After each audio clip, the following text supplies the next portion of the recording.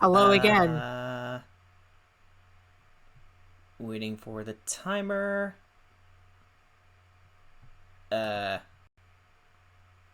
Chat is not loading. Neither is Soul Music. You're all taking an awful long time to load. Hang on, let me close some tabs. Damn you, tabs.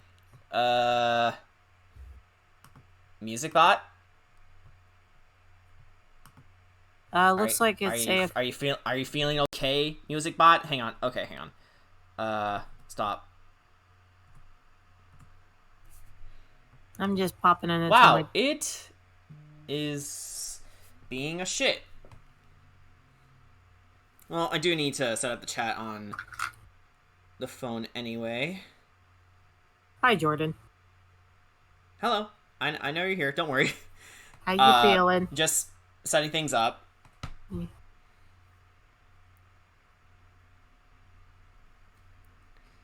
Come on, phone.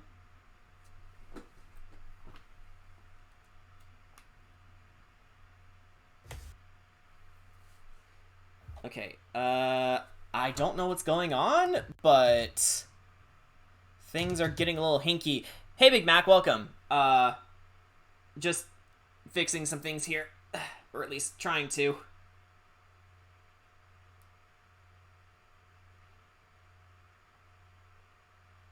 Okay, finally. Yeah, Twitter mobile just wouldn't open for some reason. Okay, so we got the chat. Music is being a shit.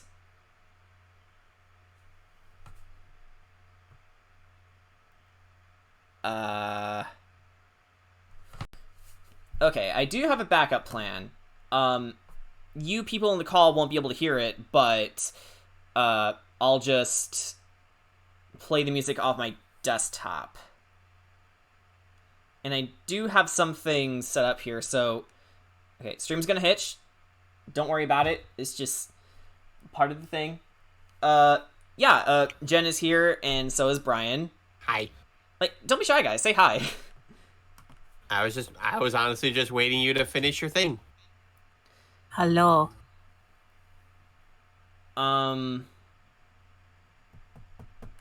Really the main thing we need to get started... Oh, we're doing more commissions, by the way. We're gonna color them in, but first things first, I need music because I am one of those losers who can't focus without music.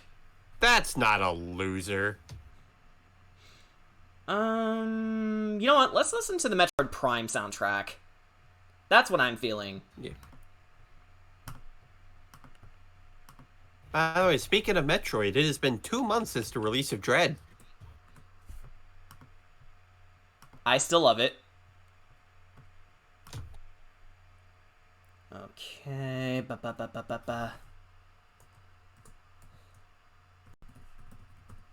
And no, David Jaffe, we're still not going to let it go because you suck at video games.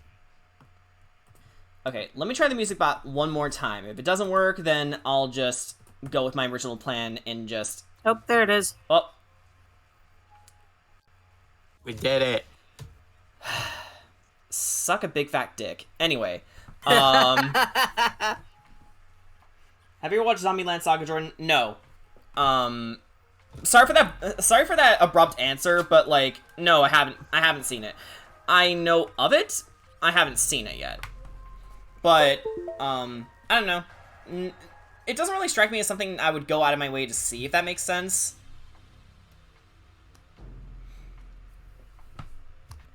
Because again, you have to keep in mind, I'm not an avid anime watcher like, well, these two here. I mean, that's kind of why we have this once a week sort of deal where we watch anime periodically. Yeah. Actually, our next binge is going to be Cowboy Bebop. Yeah, we just didn't get to it last Tuesday because, yeah, stuff. Oh, hey, Crystal. No, you're not late. Don't worry. Yeah. Comic book and manga I have in my collections because it's huge. Huge. Okay, so he's transferring this question on to you guys. Have either of you seen Zombieland Saga? I haven't watched the show, but I've seen clips, so like I know what it's about. I have not, and honestly, I'm not that too big of a fan of quote unquote zombies. Well, the thing it's not exactly like a typical zombie show. Like the characters themselves are zombies, but they're not going about being like, oh, we must hunger for flesh and blood. No, they're pop stars. Yeah, they're literally just pop stars with a zombie skin. Oh, okay. Opening episode's a shocker though, from what I've heard. Well, yeah, because it's supposed to show you how the main character became a zombie. And her death is fucking brutal. Yeah. Car accident. Yeah. Oof. Like on her way to school, this suddenly brrr. Yeah, she gets run over like a deer in the headlights. Like, and you know what? I gotta be real here. That wasn't an accident. That was premeditated. Oh, the show is a satire of idol culture in Japan. Yeah.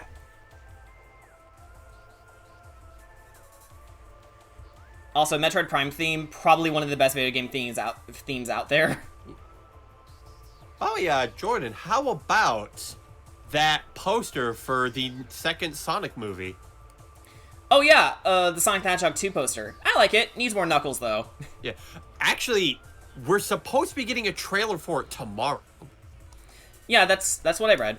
Yeah, and it's so gonna don't be worry, at the Game I'm on Awards. I'm on the up and up with that at least. Yeah. But yeah, if you guys aren't aware of it, that's good to know. One thing I will say though that I do find funny is that out of all the all the people they got for like acting in this movie, Tails is the only one with his official voice actress. Honestly, I can't really imagine anyone else playing Tails. Huh. Chris Pratt is Tit. No. Tails is fucking 8 years old. Stop it. But yes, general reminder, Tails is 8. Please stop making porn of him.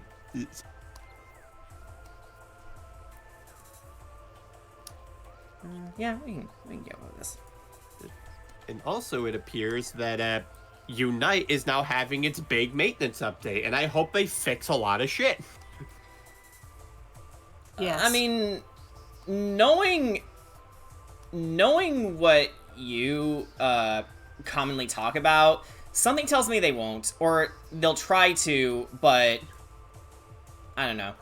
From what I saw of the trailer they did release, it looks like Garchomp's getting a big buff. Oh yeah? From the looks of the footage, Earthquake is being changed to where it doesn't just do one earthquake, it does 2. Oh. That's actually going to be huge. Because now, if Garchomp gets you in an earthquake, it's going to be a lot harder to get away from it.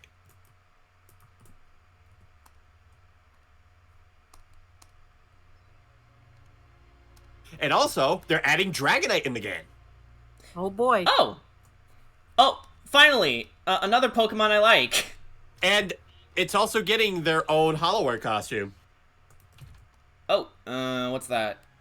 So it wears a Santa hat with ribbons on it. Aw. Like it's very festive. Saga also has a character doing a mud skipper mating dance at a talent show. That sounds extremely specific. Yeah. Also, if I fumble over my words or if I don't make sense, like usual, don't worry. I've been trying to get my sleeping schedule back in shape. I got up at 8 today. Nice. Didn't take a nap, so there's development, I guess. Like, I did feel groggy, towards, 12 p.m. to 2 p.m., but then that went away. Because, I was working on these. Also, they announced that the new Sonic game will get more info at the Game Awards as well. Oh. Okay. Like, Sonic Rangers? Like, finally we're gonna get some more stuff on it. Yeah. But, like, I don't know, with Sonic Forces being a thing, I'm in full agreement, like, with Johnny. Like, if it ends up being good, then it ends up being good. But if not, I won't be shocked. Yeah. Sonic just can't be consistent with its quality. Yeah, like, Sonic has done well. We've seen him do well. Like, not just with Sonic Mania, but also with other games in the series. It's just, they really gotta stop resting on their laurels if they find a winning formula. Yeah. They also shouldn't try to change what made the formula work in the first place. Like, they kind of killed the Hedgehog engine with Sonic Forces. Yep. With the Hedgehog engine 2. I feel which you like think would improve it, but it doesn't. I feel like, honestly, their bigger issue is just that they get way too scared when something doesn't work out. They're too self-conscious is the thing. Yeah, and so because of that, that leads them wanting to, like, instead of attempting to maybe try again with where they went wrong, instead they want to play it safe. And Forces definitely was a game where they went too safe.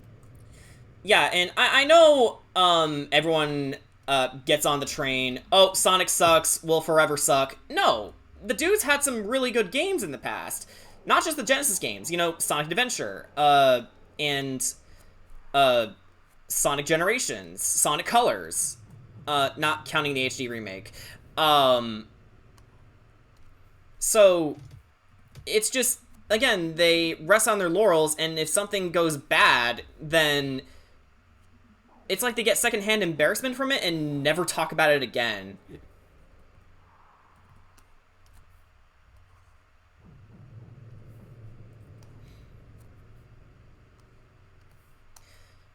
Okay, you know what? Listening to the Metroid Prime soundtrack is making me want to play Metroid Prime for a stream. Jordan, Speaking of good games. But what? Jordan, think about your backlog. Technically Metroid Prime 2 is part of it. And Metroid Prime 3. Like, I still haven't fully completed Metroid Prime 3. Like, I stopped when I was supposed to get more fuel cells for the GFS Valhalla, but I got bored in the middle of it, so I stopped. Then again, this was years ago. Like, you know, when I first played Metroid Prime 3. And that was when I was in, like, middle school, high school? What about Metroid Prime 4? Not out yet. Not out yet, but I wish it was out. Stop. Also, I'm fully expecting that Metroid Dread won't win the Game Awards, but if it does, I'm gonna be extremely happy. That'd be a big turn for Metroid, that's for certain. Like, keep in mind, speaking of Metroid Prime, there was a time Metroid ruled the world. Yeah. Like, the amount of releases it was getting was crazy. But then Other M came along and they were like, okay, oops, we need to step back for a little bit. And then, you know, Samus Returns came along, and then Metroid Dread came along, and they're like, okay, let's keep this going. Yeah, Metroid was cool. Yeah. Hey guys, my dinner is here, so I'll be back. Okay. You're See good. ya.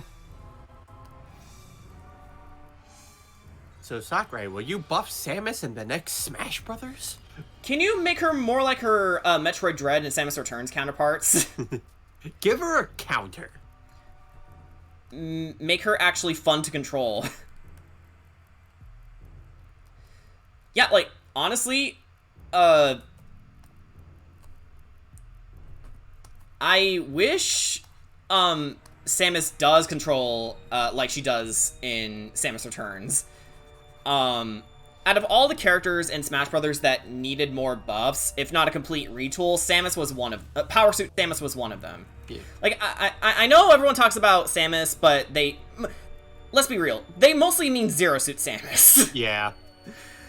Like, Power Suit Samus has a lot going for her, it's just, they kept going with the outdated, format with the, you know, Super Smash Bros. 64,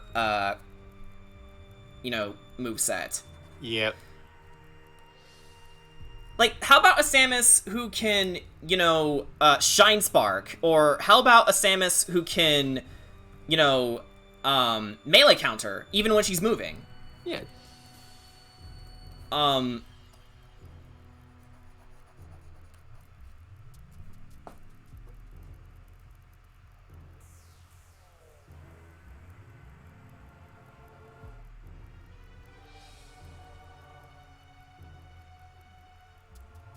The only good thing about the 30th anniversary for Sonic was the orchestra. You know what? Yeah. That orchestra was breathtaking. And it's like, okay, I wish they put as much passion in their games as they do their music. Yeah. I mean, the same could be easily said for Pokemon nowadays, too. But, you know, Legends Arceus is on the horizon, so let's hope for that. By the way, I like how they're apparently handling the PC system in that game. Oh, how is that? So, because the PC isn't a thing during the ancient times, where you leave your Pokemon now is a farm. You drop them off on a farm and then... that's it? Yeah, like you drop them off at a farm, and then when you want to pick them up, you can take them up from there. Like, not gonna lie, that's kinda cute. Yeah, honestly, now I'm thinking, okay, I wonder if it's, like, I wonder if they're gonna combine the Pokemon Daycare and, you know, that. It's just gonna be like one-stop shop, you know, you leave your Pokemon there, but you can also breed Pokemon there. Yeah. Which not only would it make sense for the time period, but it would also be a nice way to simplify things.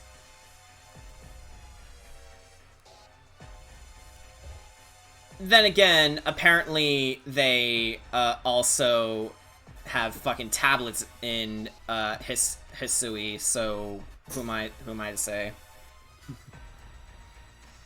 That still bothers the fuck out of me. I know it shouldn't, but it does.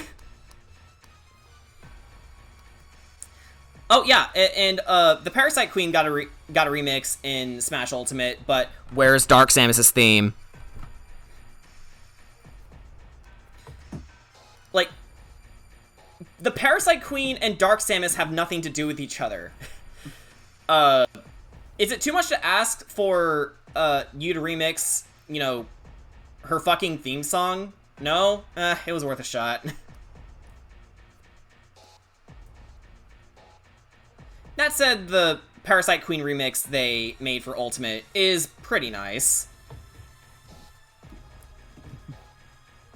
But it's just one of those weird things that they did. Like, it's not bad per se, but it's like, okay, did you even care? But that happens for some characters, you know, look at the amount of treatment Shulk got in comparison to Pyra and Mithra. Is that an unfair comparison? Maybe, but it sure feels unfair for someone like me. And then you look at Joker, who has a completely different end result screen, and it's like, what the fuck? Yeah. Where's the love for Shulk? Give him clothes. He's cold. Why does he keep putting the Monado away every time he swings it? Just keep it active. Yeah, like, did you confuse Shulk and Ryan's personalities? I'm pretty sure Ryan is the dimwit.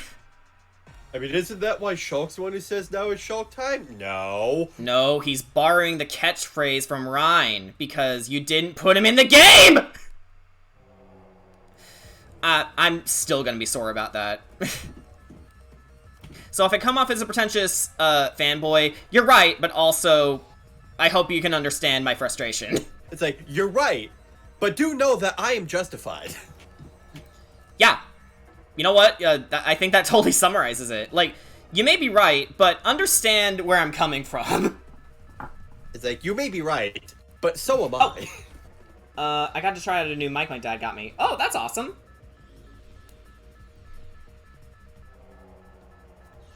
How is it?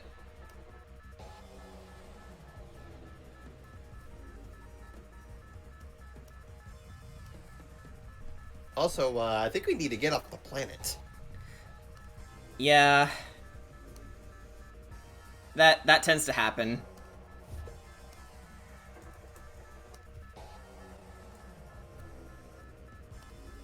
Just don't hit a wall on the way out. God damn it, Samus. There goes my abilities.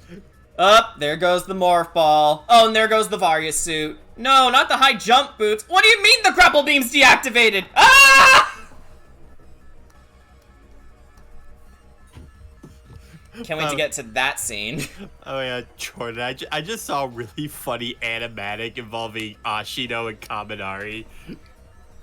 Yeah. He's like, I gotta go. Aren't you forgetting something? Oh, right. Bye. No! Pay your bill!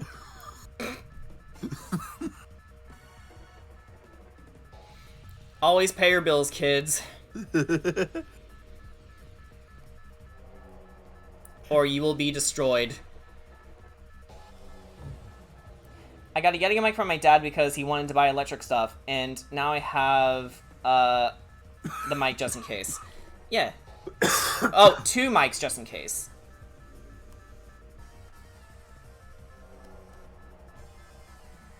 You know, I kind of forgot that the alarm was actually part of the soundtrack. It's kind of annoying, to be honest.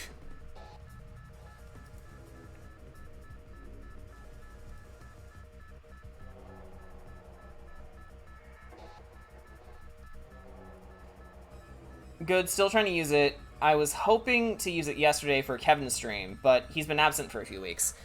Alright. Kevin Miller, right?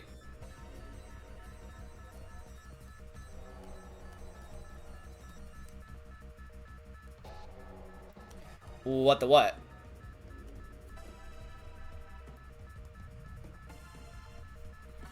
I'm concerned. What the what? Don't finish that. I know what you're gonna say, but don't finish it. Not remotely what I meant. Jordan, someone drew Bakugo as a lichen rock. Wait. You were replacing yourself? What? What does that mean?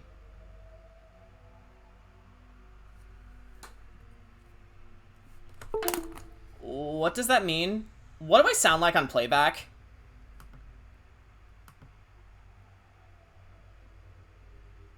I just listened to it. You sound fine. Jordan, you are replacing it. Replacing what?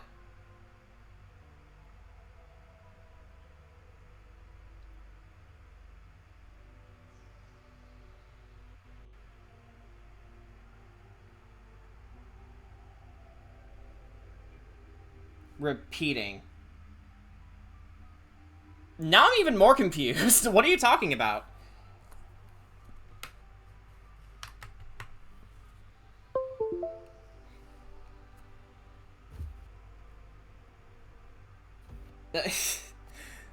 You're good.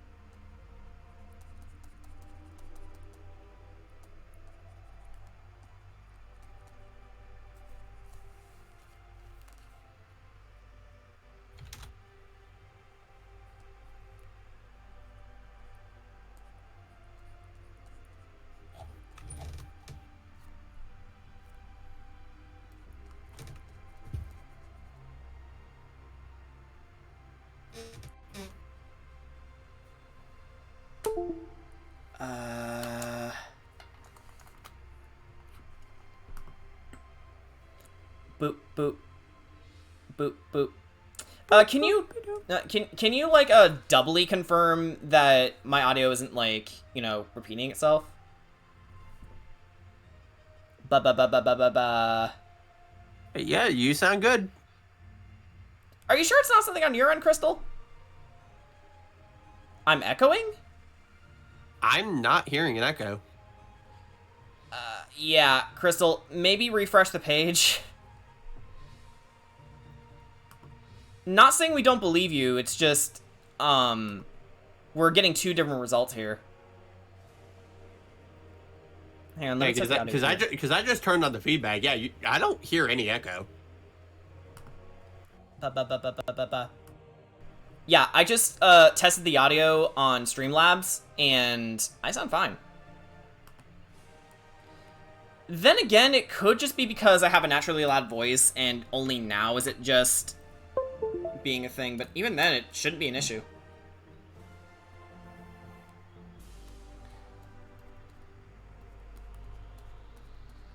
Well, look at that. The Pokemon TCG says that they're giving the gift of cards, and look! Already sold out! Thanks, scalpers! And if it's not scalpers, thanks, scalpers! And I can't wait for them to finally pass that law that makes scalping, like, near impossible. It shouldn't be possible to begin with. Yeah, because I don't know if you heard, but apparently they're considering passing a law which makes scalping bots illegal. Good!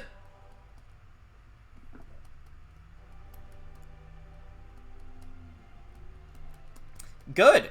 That should be a thing. And, it's sad when it has to be a law. Yes.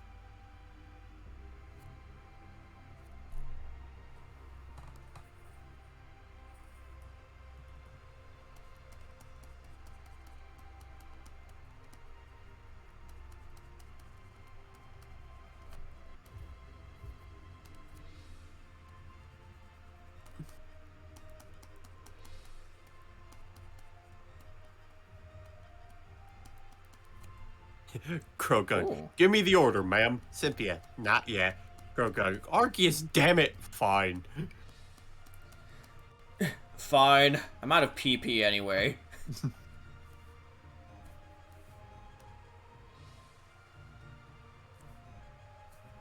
Da, da, da, da.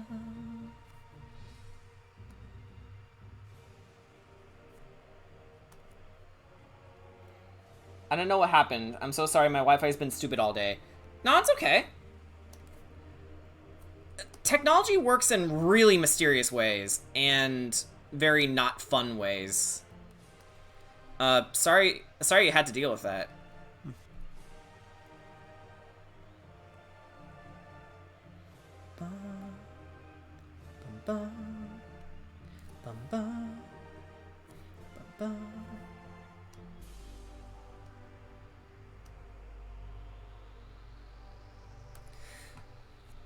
I guess we can talk a little bit about what we've got here. So the character I'm working on right now, her name is Flux. My client pretty much described them as a Shazam sort of character. This girl is actually 16 years old, but with her powers, she turns into a full-grown adult. She has the power to manipulate time, and while she looks like an adult when using her powers, her default state is that of a 16-year-old girl. And yeah, she wears armor, and she's very, very cool. Of course, one thing we did agree on is that while she did render the character in Soul Calibur 6, there was a side boo we had to remove, which, you know, was a must, considering this character is actually 16. So, it was just an uncomfortable element that we agreed should just be removed.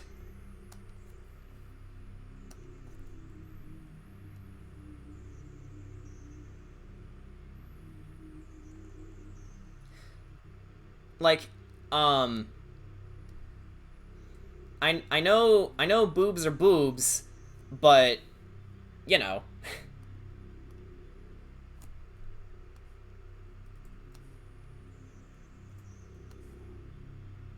Babbles. Yeah. So, yeah, no side boob for the child, please.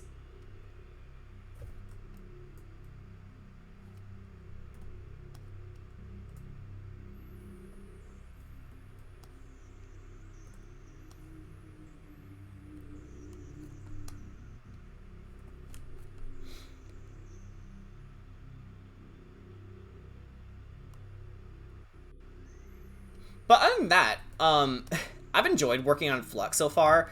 Because, yeah, even according to the creator, she's an absolute bean. I mean, she just radiates bean energy. I love her.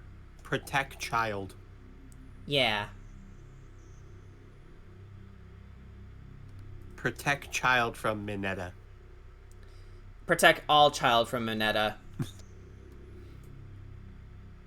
Especially Eri. Yeah, especially Eri. Like, ugh. Can't wait to see you look in me 2 up in years. 6 years. Are you kidding me? Sorry, that was my phone. It's like, Mineta, in 6 years, you'll be an adult and she'll still be a minor. Yeah, fucking creep.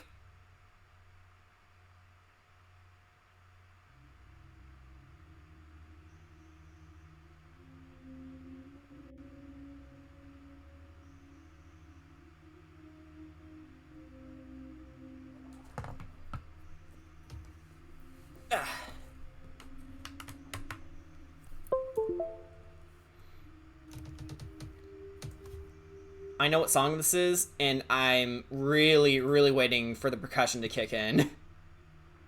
Because it gets really good after that.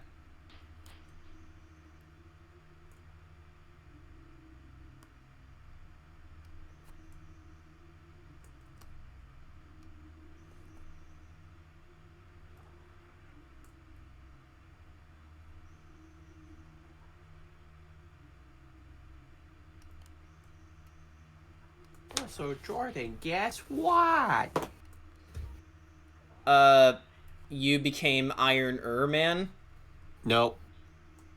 Oh. What then? I finished inking another page. Sweet. That's awesome. I gotta tell you guys, though, I really need to get back to, doing those, short stories for Phantom of the Forest. Like, my mood hasn't really been the best lately. I did talk about this a couple times on, Twitter, but just thought I'd say it now for those unaware.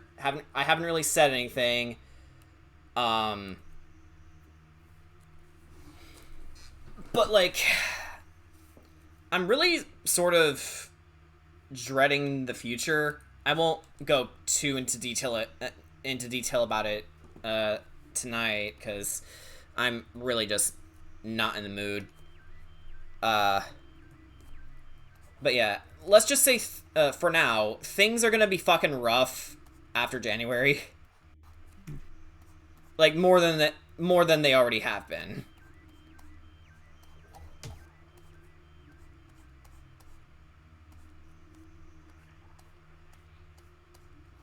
And I'm hoping this will,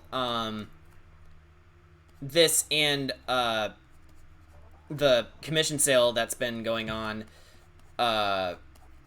will help with that. I'm gonna BRB because I need to make me some dindins. Alrighty. I've been a little tired because I was doing a script project for my, Gentleman Thief story for class. Yeah, tired squad represent.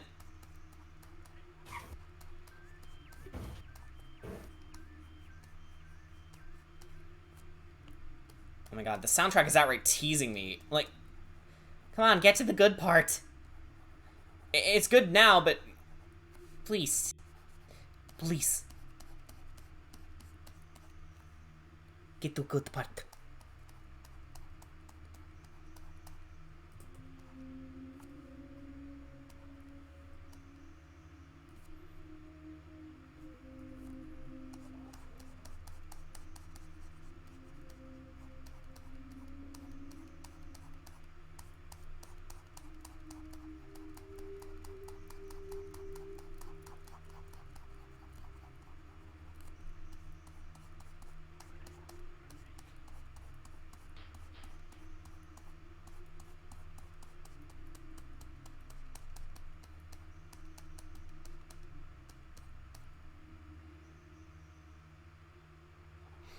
Nah, you're good, Crystal.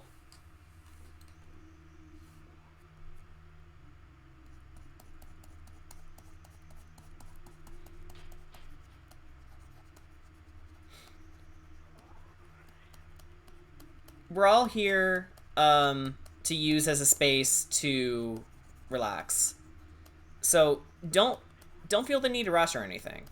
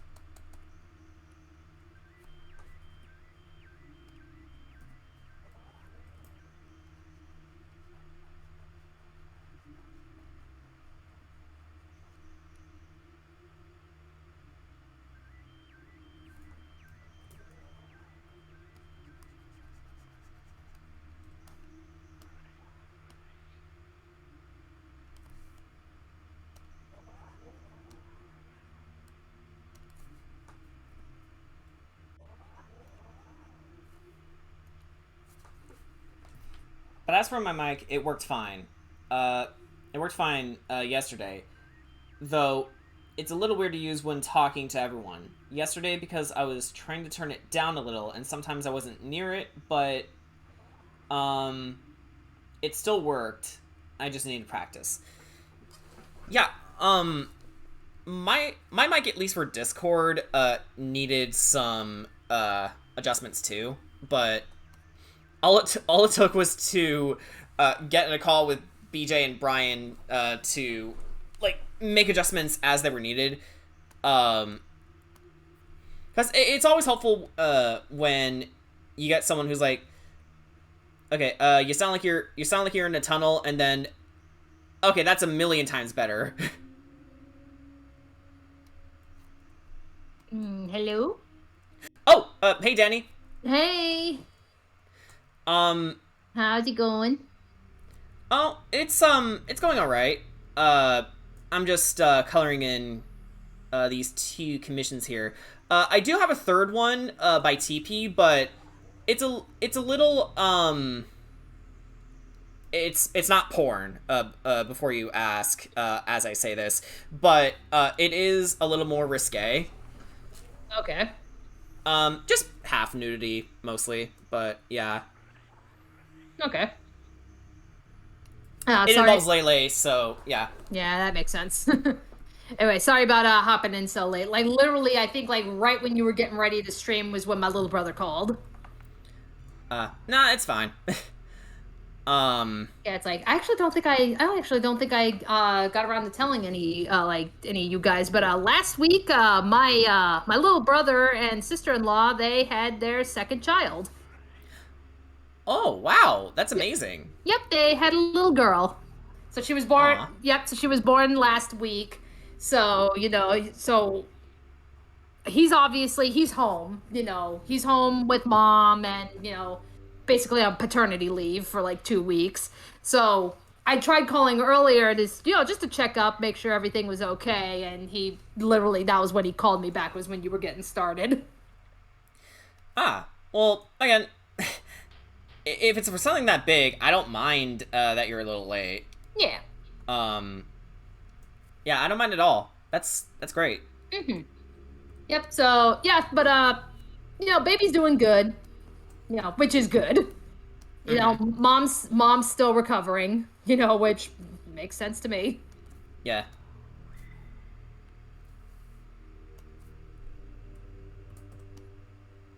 And, so who is this that you're drawing? This is, a character by Cyborg Charlotte. Her name is Flux. She has, let me look over the notes again so I don't fumble over my own words.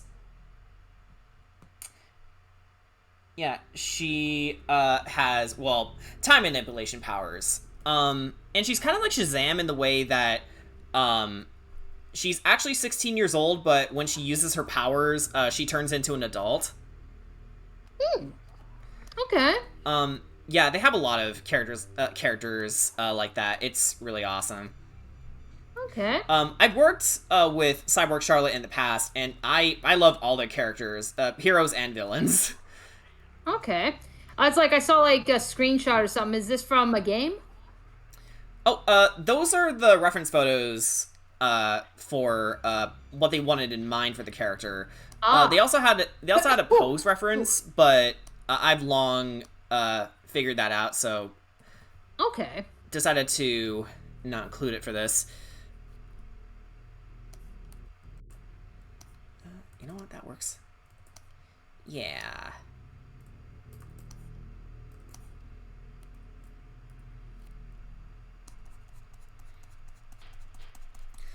We also have another character from Ribbonbound, but we will get to them very, very, very soon. Although, I will say they are part slime, and I honestly couldn't wait to do the slime part. Okay. Because, like, it's not every day you get to work with translucent characters. Right. That's like actually like what you call it?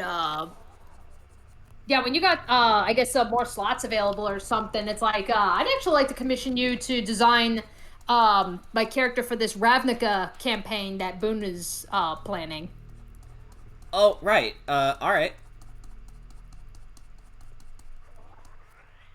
Yeah, because it's All like right. yeah, because it's like I've at least like I've made the sheet and stuff, and it's got his approval. Now it's just okay. I got it.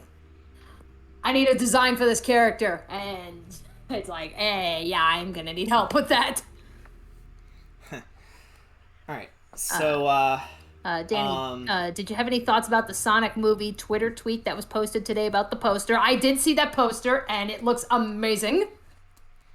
And a trailer is going to appear at the Game Awards tomorrow, along with info of Sonic Frontiers, aka Sonic Ranger. Okay, that I did not hear about. I just saw the poster. So I was all like, oh, that's such a kick-ass poster, because yeah, man, remember the original design and the original posters for the first one with the old design. Like, yeah, I'd rather not. I'd rather not. Yeah. Oh, that was so cringy. So it's like, hey, first time around, we got a good one. Yeah. Thank you, Tyson Hess, for stepping in when you did. You little memeing shitlord. Yeah.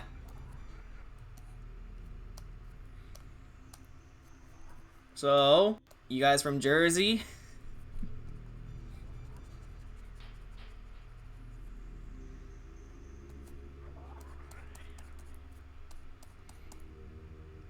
Yeah, both are going to be at the Game Awards tomorrow. Again, I know it's a long shot. I guess I'll be keeping an eye out with the Game Awards, but Yeah, it's like, honestly, like, it's like, I keep saying this, it's like, I mean, I know, Jordan, I know you have your heart set on Metroid Dread, just like yeah, sweeping but the even then I'm competition. realistic about it. Yeah. Yeah, so it's like, I mean, I would like to think they'll win something, but like, but at the very least, it's like, regardless, like, usually like the Game Awards themselves are just a shit show. So it's just Yeah. at that point, it's just, yeah, go for like the trailers and stuff, because like, like, yeah, you get like awesome trailers. Trailers and announcements showing up at the Game Awards. And I mean, there's plenty of people out there that they're like, that's the only reason that they watch it for the trailers and the announcements. They don't care about the award show itself because they know it's trash. Yeah. But yeah, honestly, I hope they do better with what they did initially for the new Sonic game, because holy shit, just a teaser alone isn't enough to hook people in. Well, I mean, it can. You just have to do it just right. But we were left with so little. Yeah, it's just like, oh, here's Sonic running. And like, tell us something it's Sonic the Hedgehog. Tell us something we don't know. Like, oh my god, he runs! No! No, really? I didn't know that. I thought his name was supposed to be, you know, like the fast food restaurant. He eats chili dogs, right? Oh, wait, what do you mean he runs fast? Okay, I just listened to the soundtracks, okay? But no. On the opposite spectrum, I would say the Wolverine Insomniac game, you know, being as short as it is, while it did leave us with very little as well, the fact that Insomniac is making a Wolverine game was enough to, you know, spark interest. Okay. Yeah, the same people who made the Spider-Man games, the recent ones. Oh, gotcha. Okay. I mean, it's like, hey, if you did good with Spider-Man, why not tackle another superhero? Yeah. So I have high hopes for that. Again, won't be able to get it or Spider-Man 2, but yeah, I have high hopes.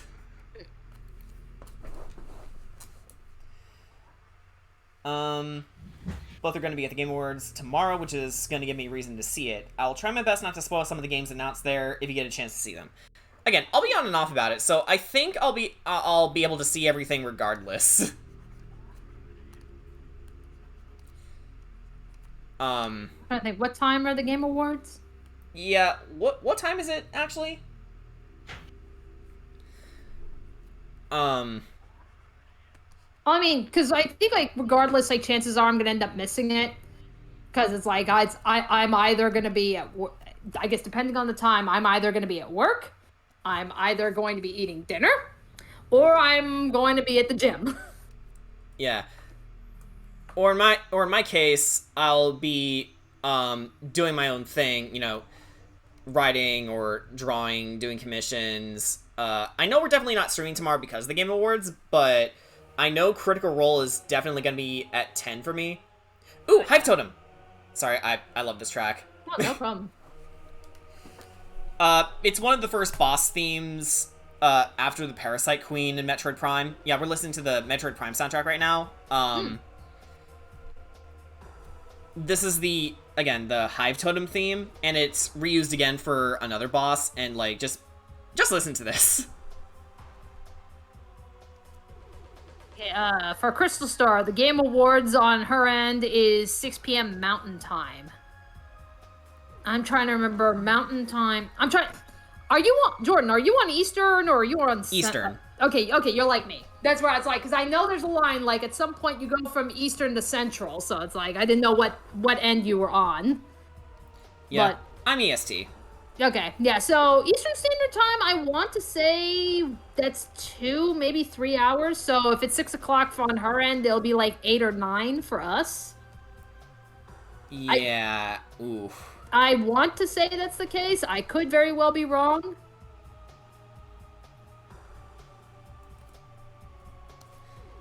Alright, I guess that's something we can always double check. Let me see. Game Awards 2021. Yep, 8 o'clock. Yes, yeah, that's late. Yeah, 8 o'clock for us. Which basically, Right, which for you, Jordan, that's like, okay, you have 2 hours to listen and enjoy until Critical Role. Yeah.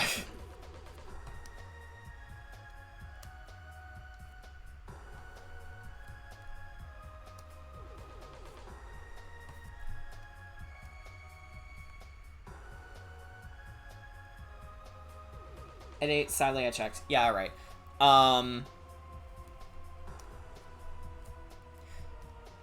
But yeah, back to the Hive Totem theme. I think what I like about it most is it's really funky. Mm-hmm. Which Metroid isn't really known for its soundtrack, but if there's a really good tune, there's a very high chance you'll remember it very easily.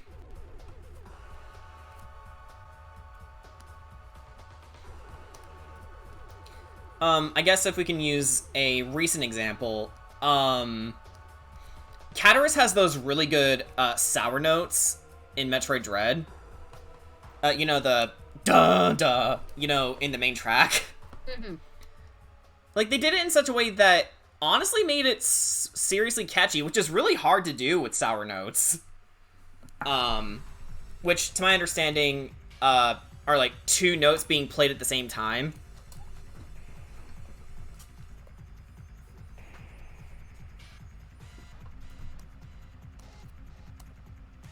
And I know you're stuck at Kraid, but what's really cool about Metro Dread, what I learned recently, is that it has a Super Mario sort of thing going on where it has remixes of the same level theme throughout whatever area you're in. Mm-hmm.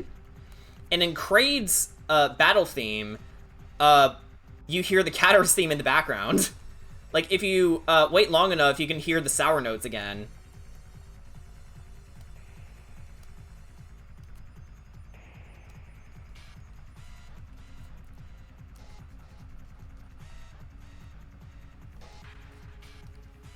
Yeah, I'm trying to get there because I have class at 1 to 4 and hope to set up as soon as possible because traffic on the highway is a bitch when getting back home. Yeah. Yeah, I hear you.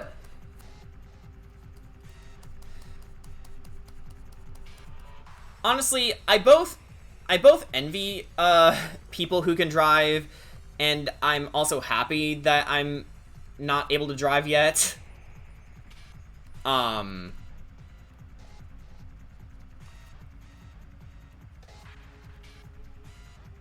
Because I've heard so many horror stories when it comes to driving on, like, well, especially in the winter. Like, people hate driving in the winter, apparently. Well, yeah, because you have, like, snow and ice to contend with. Yeah, and if you throw black ice in the equation, disaster. Yeah. It's very faint, but I do remember when Alec was still driving us to school, there was a time we actually had to skid to a complete stop because we hit a really big swath of ice. We nearly did a parallel park on the road, if I can put it some way. It was that bad. We didn't crash, though, but we almost did.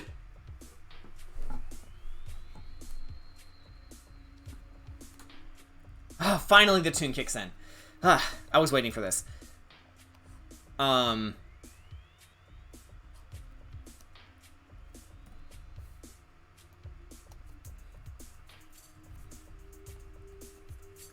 yeah, I was also telling the chat that Metroid Prime is definitely on my to-stream list. Probably the whole trilogy, you know, given that Metroid Prime 4 is on the horizon. Makes sense to me. Well, here's the thing. I can't drive because everyone in my city is fucking crazy. I need my mom or dad to drive me. Again, very understandable.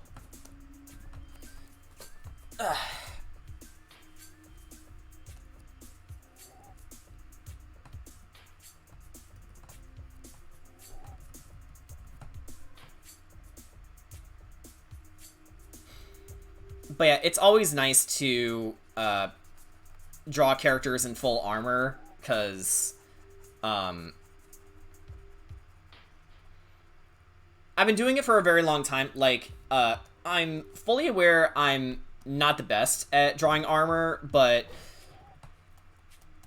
there's something about adding structural integrity and shading to layers of metal that's just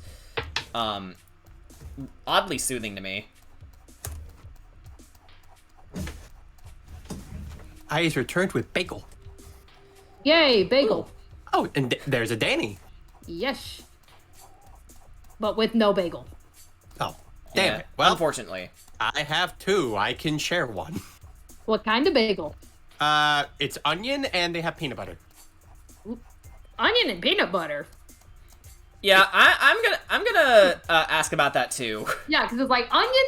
I love onion bagels, but it's like, really, peanut butter on an onion bagel? Yeah, well, part of it is because, we don't have actual butter at home, but honestly, I'm kind of growing to like it. Acquired taste, maybe? Well, not even acquired taste, but more so just, yeah, it's a bit sweeter because, it is peanut butter. Yeah, that's I think like this. Yeah, because it's like peanut butter is already kind of sweet and salty, which can work with onion.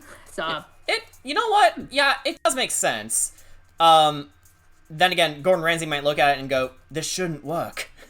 Well, Gordon Ramsay says a lot of things. it's like, well, people Yeah, tread carefully. that's where people bitch and moan about freaking pineapple on pizza. Pineapple on pizza is good. Oh, you heretic! It's fine. You can like whatever you want. I think I've only tried Hawaiian pizza once in my life. It's not my thing, but I will eat it if it's presented to me. Like, I may not finish the whole thing, but I'll give it a shot. Okay. Because, I've had enough gaps in my life when it comes to things like pineapple pizza, where it's like, okay, I haven't eaten it for this long, might as well give it a shot here and now.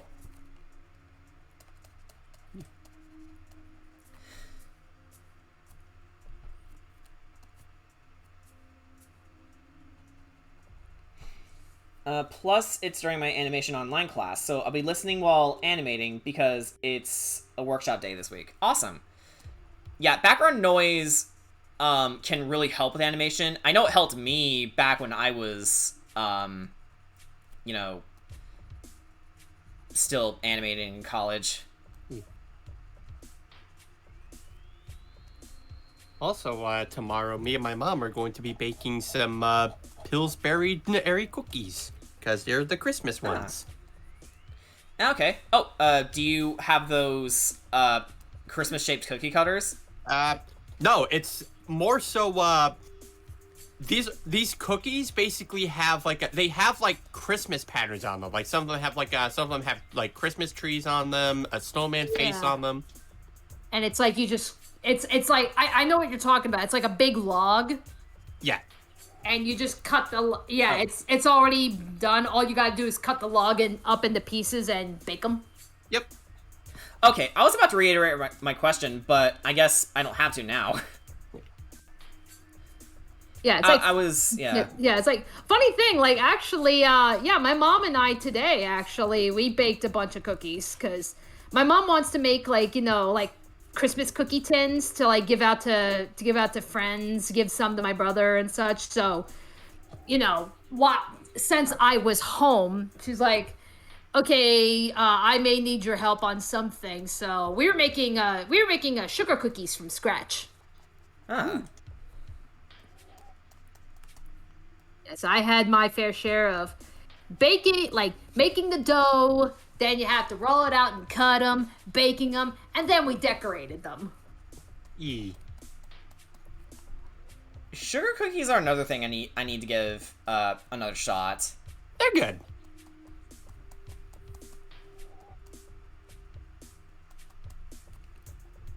Speaking of treats, so Danny, Crustle is getting a Hollowware that I know you will probably approve of. Oh, really? Yep. They're a fruitcake. Oh my god! It's like, oh, I guess that's the next best thing we can get to an alchemy. Yeah. Or an Appleton. Yeah, Jordan, basically Crustle's getting a Hollowware that, it's a fruitcake. What a fruitcake. Yeah, so it's like, we can't have alchemy. You can't figure out how to make the alchemy work, so this will be the next best thing. And also, Danny, have you seen the poster for the Sonic the Hedgehog 2 movie? I did. It's like, yay, we got a good Sonic movie poster first time around. Yeah. Again, thank you, Tyson Hess. Yep. And we're getting a trailer for it tomorrow at the Game Awards. Yeah, Crystal Starkle was mentioning that. That I actually didn't hear about. I just was like, hey. Neither did I, actually. I was like, hey, movie poster. Yeah. But hopefully it'll be something good. Yeah. Again, my only complaint about it is that Knuckles isn't in the poster, but I guess that's what the trailer's for. They probably don't want to spoil what Knuckles looks like. Yeah. I mean, they already have they already had the statue prop. So. Yeah, well, that at least just tells us, okay, he's in the movie, but we haven't seen, like, the official render. Yeah, fair point. Yeah. Yeah, so, for all we know, they may want to, like, keep that, like, if I was smart, I would be like, you know what? Let's just completely, like, don't even put Knuckles in the trailer. Like, save it for the movie. It's like, oh, you want to see Knuckles real bad? Go see the movie. Actually, give it... I told Loudon this, but I will love it if the trailer starts with the old movie model and then suddenly just stops. You're like, wait, no, stop, come back. We're just kidding. Or Sonic would pop in and go like, okay, so we're not going to talk about this again. It's like, guys, trust us. We learned our lesson. Someone did, I did find this one comment where someone's like, you know, they pointed out Tails' face on the poster, like, what is up with his face? And someone replied to him saying, the expression of someone who's about to get better writing than he's been given for years. Yeah, remember when Tails could defend himself? Sega don't. Yeah, because Sega tired. Yeah. Like me. Yeah, it's like Sega made, Sega made Tails a coward, they made Knuckles dumb. They gave Amy a personality, so silver lining. She's not perpetually horny anymore. Seriously, on a 12-year-old, that's disgusting, so I'm really glad they got rid of that. Oh yeah, Amy's 12. Mm-hmm. She's fucking 12, guys. Yeah. 4 kids era. Anyway, I'm going to mute so I can have my bagels before they get cold. Bagel. Okay. Or it's the bagel. Or is it the bagel?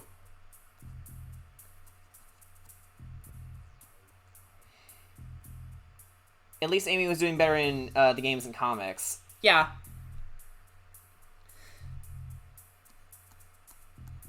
Or That's like honestly, I'm also gonna die on this hill. Shadow should have died.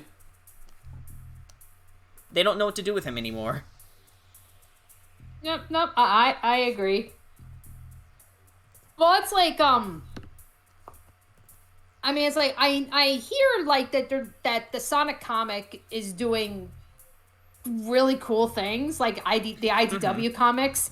That being said, though, I'm also hearing that just the company in general, IDW, is not doing good.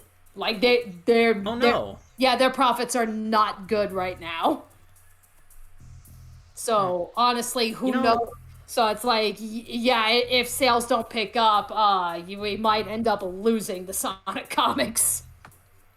Again. But, yeah, the comic industry hasn't really been, doing well for, the longest time, last to my recollection.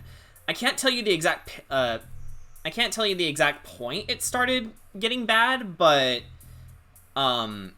yeah, like, a lot of people like to point that, oh, it's when the comics started going woke was when it got bad. As like, I don't think that's it.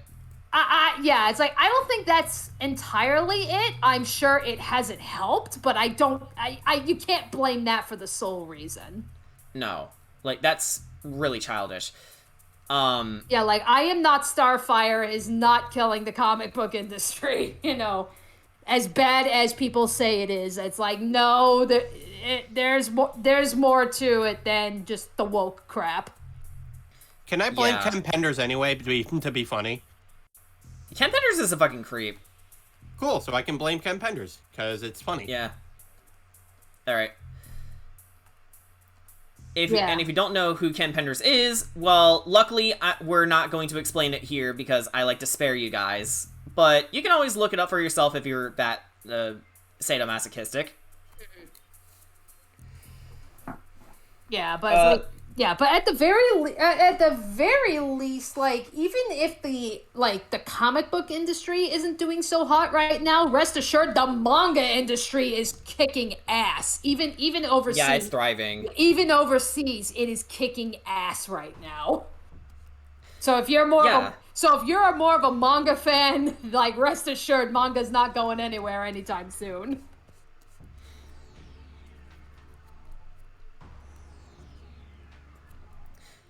Yeah, like, so in a way, comics are still thriving. It's just they're thriving in a different country.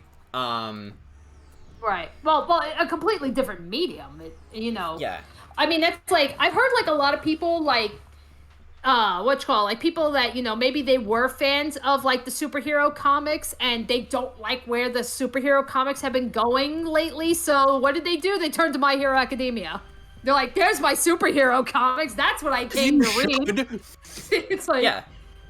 It's like, yeah, that's what they came for. So they're like, yeah, we're gonna stick with My Hero Academia because at least they're doing the superhero shit we like.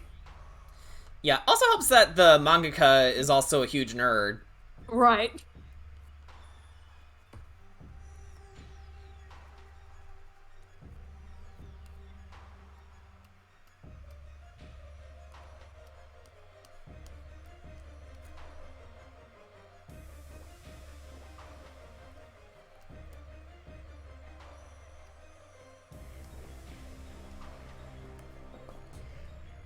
Like I know about him from Linkara and from Sonic and the Dark Brotherhood reviews. Like the What Happened series where Johnny explains it. Yeah. Johnny is barely in that video. Yeah, but but it's still very much appreciated. Yeah. I mean, I have my own personal gripes with the showrunner for What Happened. Like, he kind of comes off as a little trying to find the right word without coming across as a dick. He can be a little opinionated with some subject matter, like Sonic being one of them. I don't think he's ever gotten as bad as Sonic was never good, but he does like to pick on him a lot. Well, everybody picks on Sonic every now and again, I know that's not a new thing, but just trust me when I say this. It kind of gets ear grating if you really look for it. It's just unfortunate because Sonic kind of makes it too easy. He really does, but still. Then again, I think part of my opinion on that too is that I've also seen Sonic do better, so it's like come on guys, you're treating Sonic as if he was never good. Well, we all have, and it's just frustrating when they just can't keep the quality consistent. Right. Yeah. We had like that very brief period where it's like, oh, it looks like we're like finally going up. It's, coming up again on the upturn, and then nosedive right back down. So it's like, yeah, it is very frustrating. Yeah, a perfect representation of Sonic's career is the first couple seconds of Asteroid Coaster. Yeah. Oh yeah. Yeah. Danny, speaking of My Hero, here, have a classic Bakugo line. Oop. Bakugo? Yep. Get a job, loser. He says that to a bunch of robbers. Yes. That's great. I feel like that line attacks me specifically. I mean, are you a robber? No, I mean the get a job thing. Oh. I mean, technically you do have a job. It's called Twitch. Yeah, it's just Bakugo is saying that to like, oh, these lowlifes. Yeah. And you'll also like this too, Daddy. Yeah. Plus, when it comes to comic books, I keep coming back to Sailor Moon when it comes to good, strong female role models. It's like, yeah, I remembered, because there's a YouTuber I watch called a Unicorn of War, and started as a Ruby channel, mostly have pretty much moved away from Ruby, and they focus a little bit more on, like, other things. Lots of stuff about Winx Club, which is actually how I really started hearing about Winx Club, because I completely missed that train when that was on TV, so it was like, I knew nothing about Wings Club until I started watching Unicorn of War, and then it's like, I think I may have to give this show a shot. And I started watching a little bit of them on my own time. But they also covered a little bit about Sailor Moon. And I know they did a video talking about, like the 90s anime and the manga, and like the freaking hardships that the writer had making the Sailor Moon manga. And when like she initially pitched like, hey, I want to make a fighting squadron of beautiful girls, but the company that she was pitching it to, they were run by old Japanese men, and of course they're like, well, how, you can't make that happen. Like, the fighting squadrons, they have all the stereotypes. There's always a nerd. There's always a fat person there. How can you make it? How can you make that beautiful? And she fucking showed them. She showed them how. Oh, hi, Magmore Caverns. It's actually Lower Norfair, but everyone calls every remix of this song Magmore Caverns. Lower Norfair did it first. But, yeah. I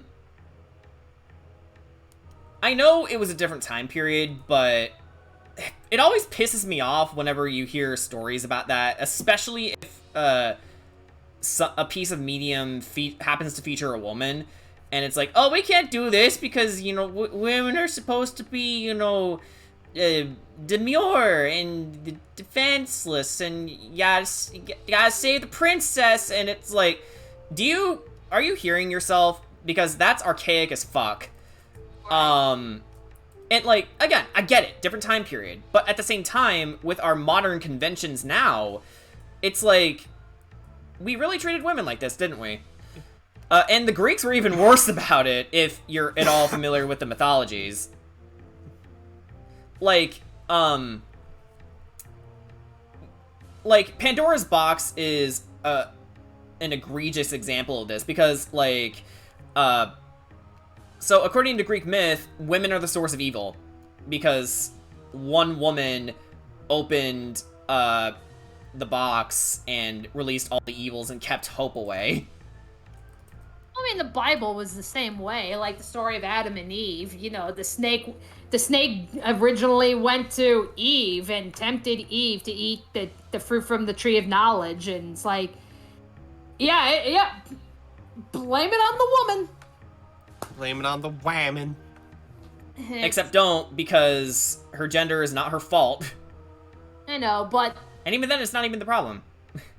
Yeah, that's where it's like, he's like, oh, see, it's the woman's fault. No, it's the fucking snake. yeah, the snake made a really good case, and he was kind of a dick about it, too. It's like, well, why would you tease food with someone who's really hungry? Like, what's wrong with you, Satan? Besides everything else.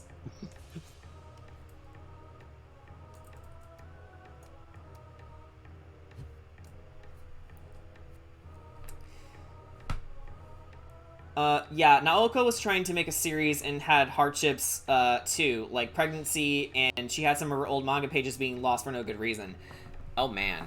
Mm-hmm. Like, losing chunks of your work cannot be a good feeling. Oh, I know. That's why I'm, like, so on top of, like, my own lore. And if I feel like I missed something, I'm like, shit, gotta go back. Yeah. The snake was also Lucifer in some versions. That is true. That's the thing. It's like, I get, the Bible has been translated and retranslated and updated so many times throughout history that it's like, of course the story is going to change. Yeah. I can't believe it. The Bible got retconned. Man, the Bible wasn't the same when King James wrote it. That Julius Caesar arc, though. Oh yeah, that was fire. Oh yeah. That tasted weird to say. That's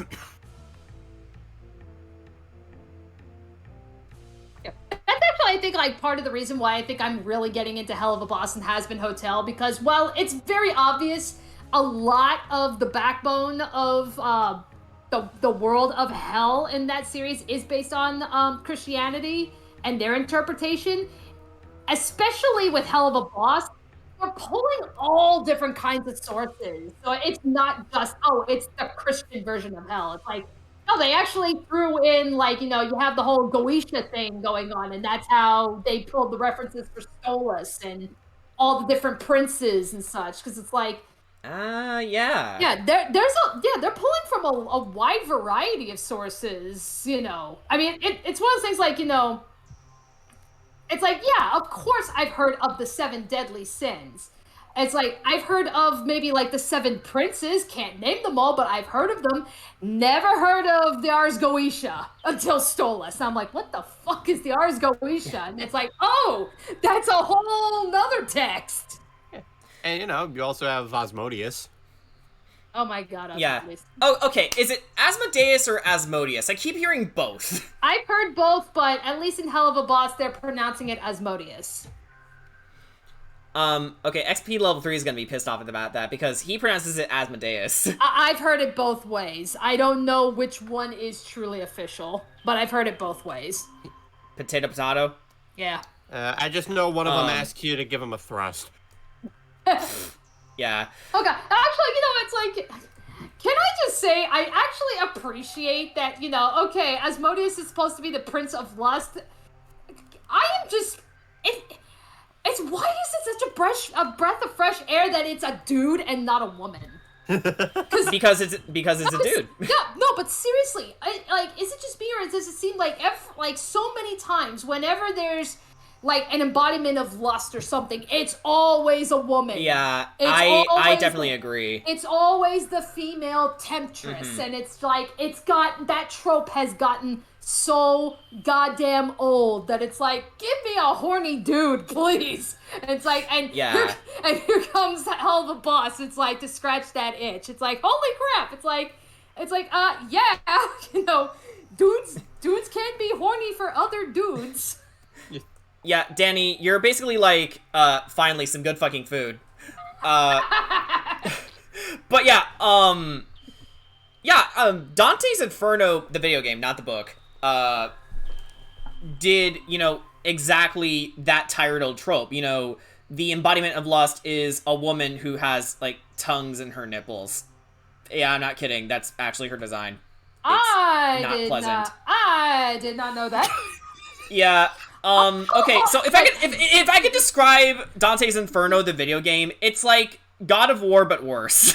Like, I'm aware of Dante's Inferno. I heard it was not very good, so I didn't bother.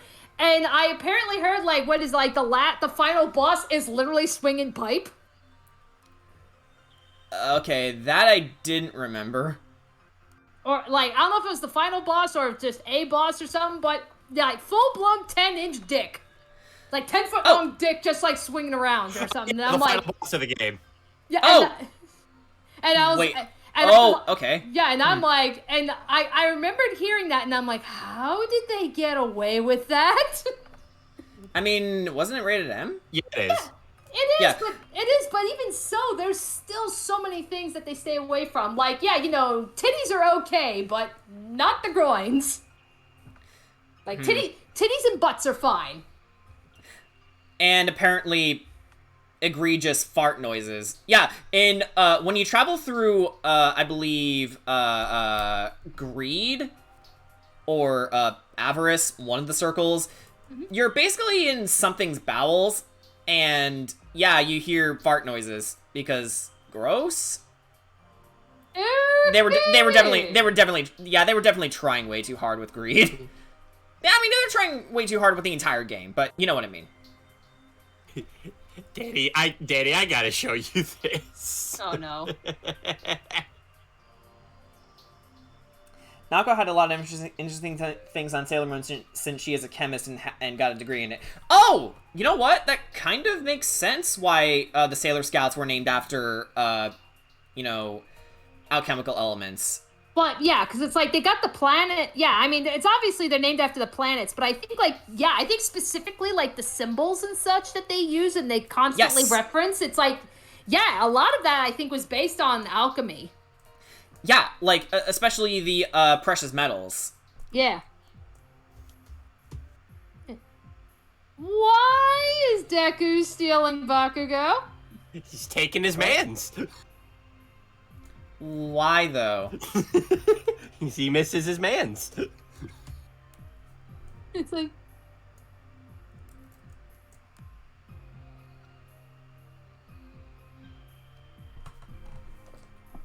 That's where I'm like, okay, where are they going with this? It's like, I don't know where you're going with this. No, no. I do not like the placement of the Todoroki cutout. Shoto! Yeah. Dad, I'm right here. You don't have to keep shouting. You don't have to keep shouting, Father. Shoto! Ow, my ears.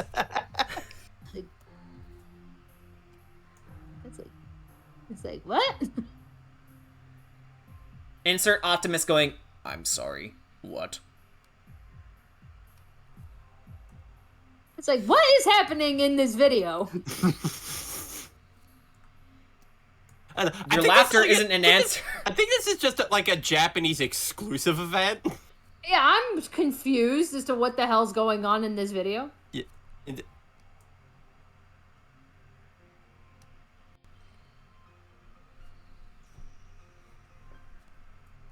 Oh, Naoko joined an astronomy and manga club in school.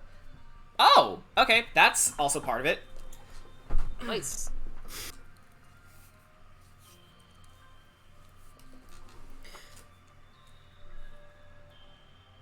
I think Bakugo got locked in.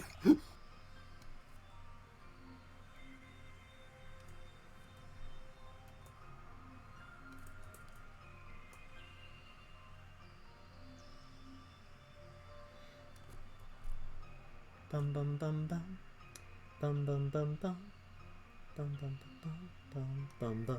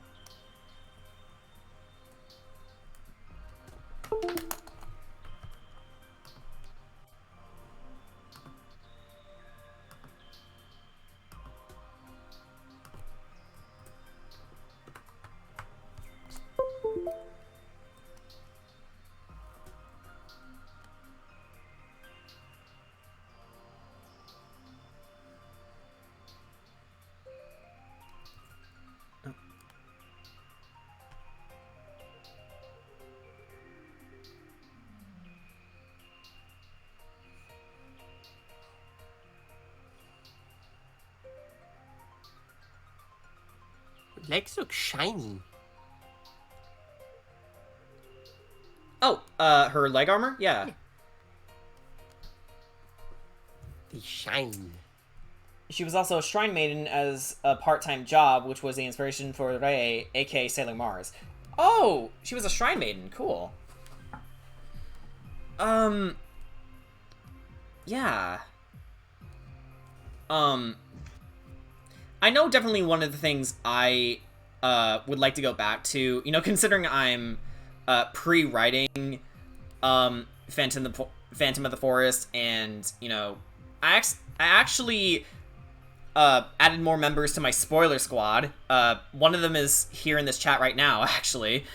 I do want to get a stronger grasp on different cultures, because I have a good handle on some things, but there are other things that I want to be even more knowledgeable about, you know, not only to be respectful to the original culture, but also because I don't want to get anything wrong. But yeah. Yeah, understandable. Yeah, because there are a lot of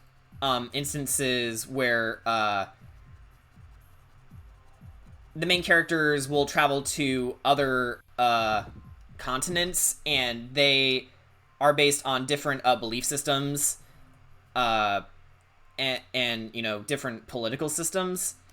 I can definitely say one island is based off of, you know, the big Oriental countries. You know, Japan, China, India. Yeah. And another is based off of Normandy, France. Specifically the Viking era, before it got its big start. With a little bit of its later conventions. Which, according to my research, if it wasn't for the Vikings, a lot of the common threads in European governmental practices wouldn't exist today. Nice. And it's all thanks to these bizarre pirate tribes. Yeah, honestly, history is a little fuzzy on what Viking means, but basically in terms of occupation, they were actually pirates. Hollywood likes to portray them as being more awesome than they actually were. Like, they were awesome, it's just, they were extremely terrifying too. Like,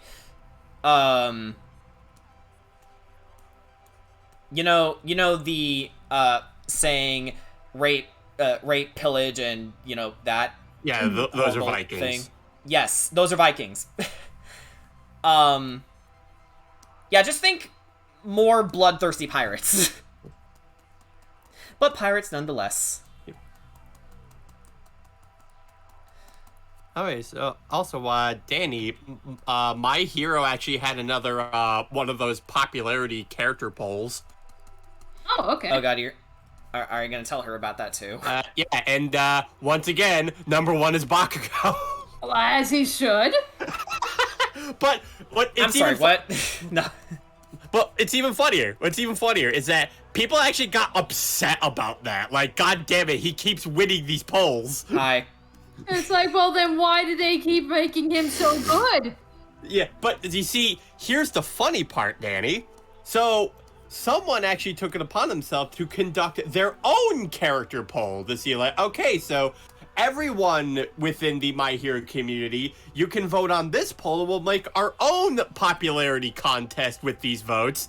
And Bakugo still won!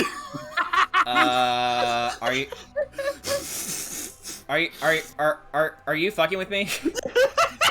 No, That is great. Bakugo still won! Yeah. Why? Yeah. Why is he so popular? Because he's actually a well-written, good character. I don't see it yet. Yeah, because it's like, I mean, like, yeah, I know the character popularity polls, like the original ones, it pretty much is Japan exclusive. So that's where it's like, you know, oh, you could make the argument that, you know, oh, Japan really likes this character, but over on this side of the pond, we're all about a different one. I just think that's just so damn funny that it's like, okay, you go and do your own, and Bakugo still won.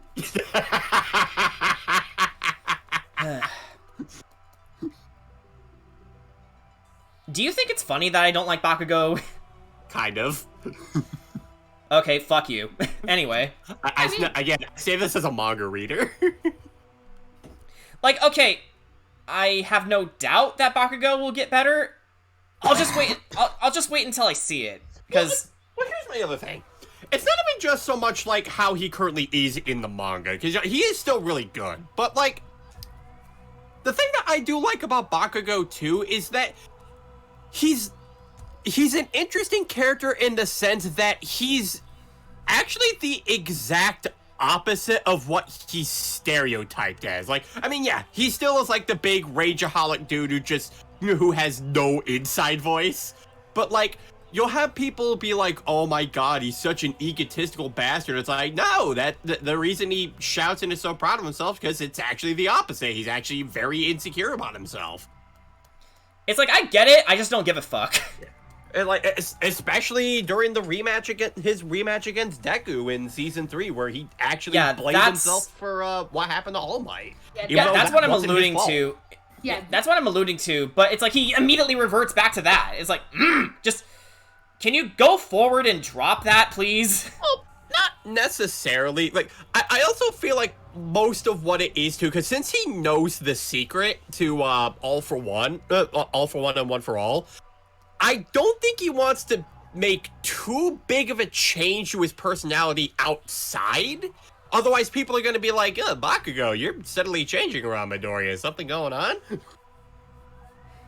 Oh, hey, Mr. Maniac. The fuck is going on in here? I've been trying to get the Spooderman and fork knife.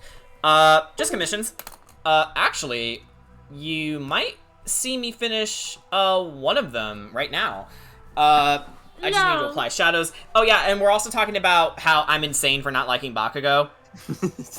Because everyone else likes Bakugo. I hate the fuck out of him. Like, okay, that's unfair. Hate's the wrong word. I get why he is the way he is. I just find him grating even with that in mind. And, like, I fucking get it. I fucking get it. I'm sure he gets better as the story goes along, and there are admittedly some qualities in him I like. It's just those qualities are few and far between with everything else, which right. And I guess yeah, it's like, you know what, that's fair.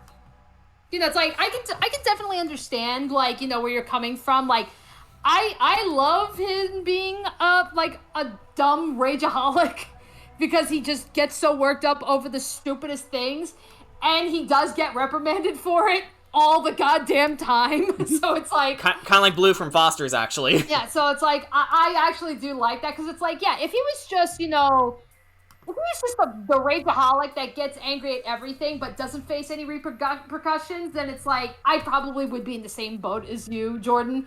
But just the fact that it's like, you know, oh, everybody's getting their hero licenses except for Bakugo. And he's constantly getting, like, you know, and we're gonna throw him with the jeans guy who's just more focused on trying to tame his hair. It's like, it's stupid shit. It's like, it's so cathartic to see him get knocked down a peg. Like, even though I love him being the dumb rageaholic, it is still cathartic to see him get knocked down a peg, even if it is for the sake of comedy. And then, of course, yes, there are the serious moments, like his rematch with Deku, which was like, that pretty much cemented it. But it's like, I think that's kind of what strikes the balance with me.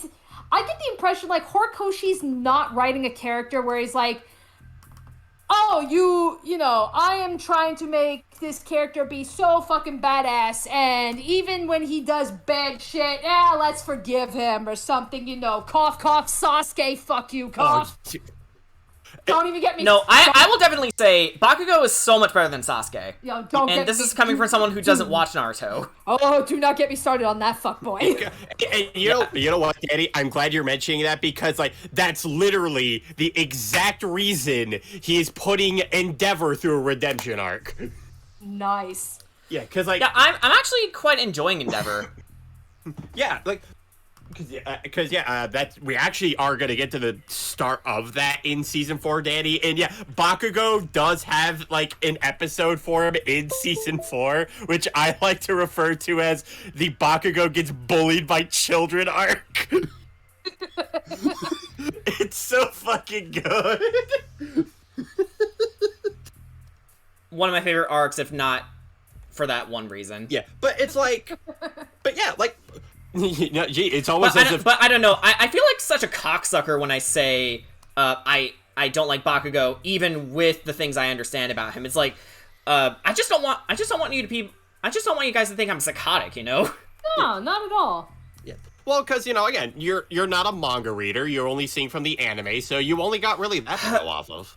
But even then, it's like I'm seeing Bakugo now and hearing all those things that he does in the manga, and, like,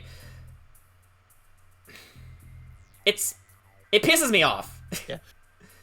Well, I want to say Horikoshi's style of writing is he does really like the slow burner.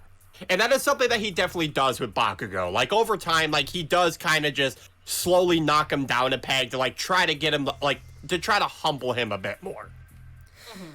No, and honestly, it's not even the slow burner that bothers me, because if you know me, I like when stories take their time. I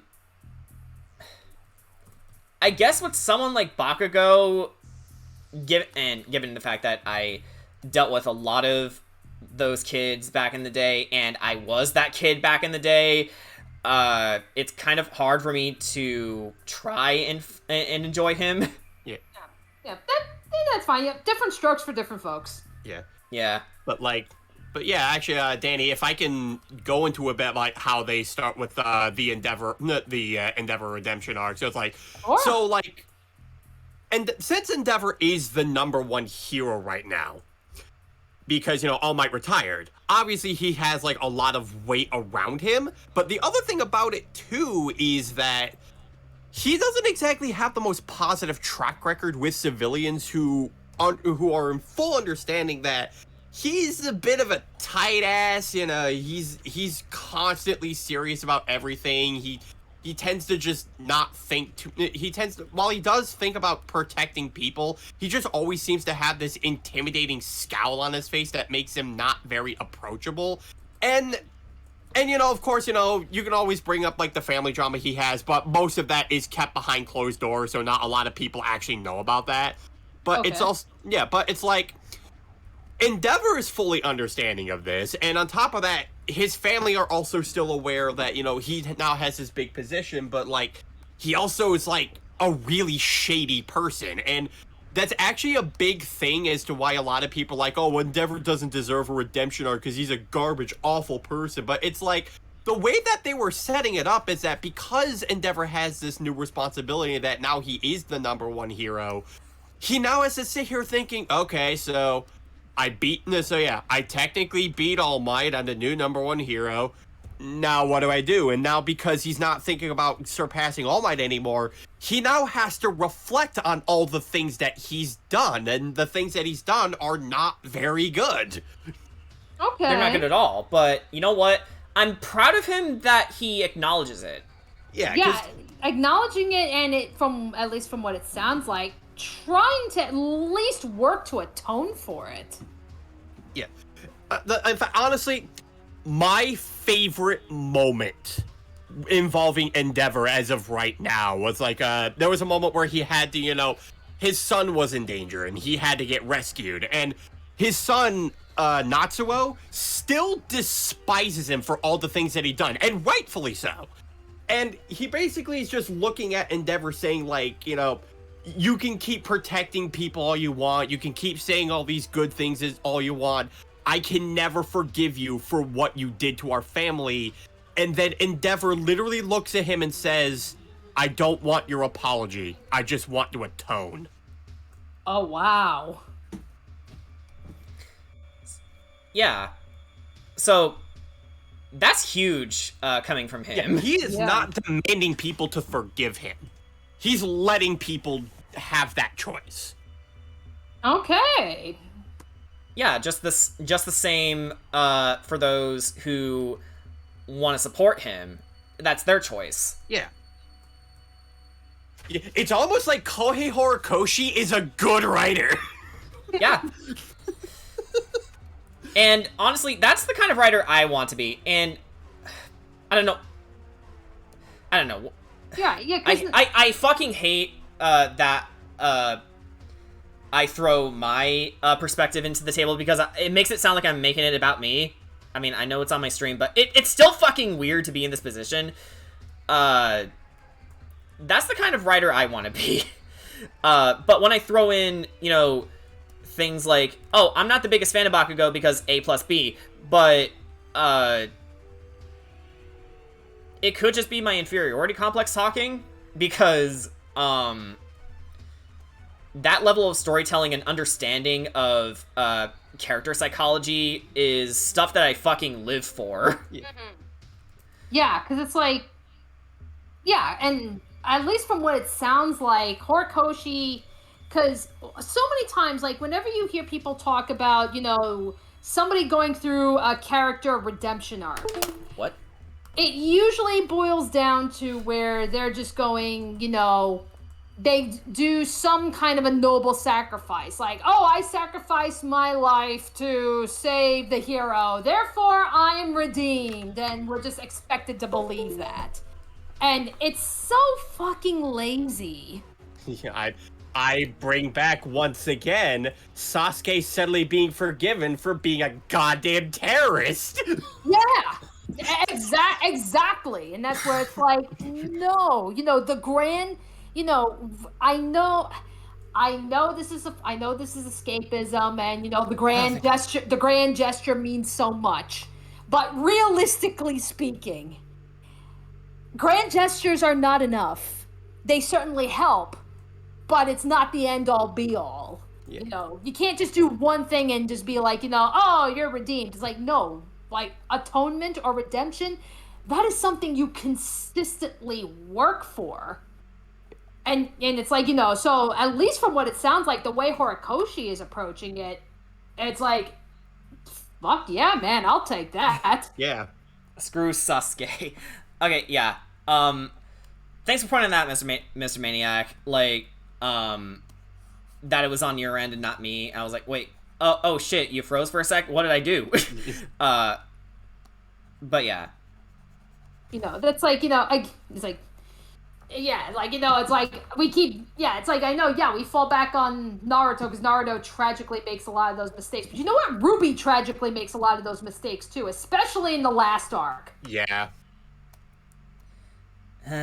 Yeah, that's like, the whole thing about, oh, Emerald is now a good guy, it's like, you do in realize... hindsight, that was very lazily handled. It was so lazily handled, and it's like, so, this is the girl that pretty much kick-started the fall of Beacon.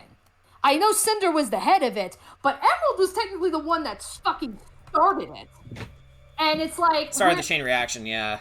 And we're just going to completely ignore the whole fact that, like, that she was pretty much, responsible for the death of Penny, well, the first death, and kicking off the fall of Beacon, which led to the death of Pyrrha. We're just gonna completely ignore all of that because she realized, oh, Cinder doesn't love me. It's like, what? It's like, I'm sorry, but no! That's not how this fucking works! It's like, but she's people's waifu. We can't kill her out. No. Yeah. Honestly... Cute character design is not enough. I'm sorry, it's not.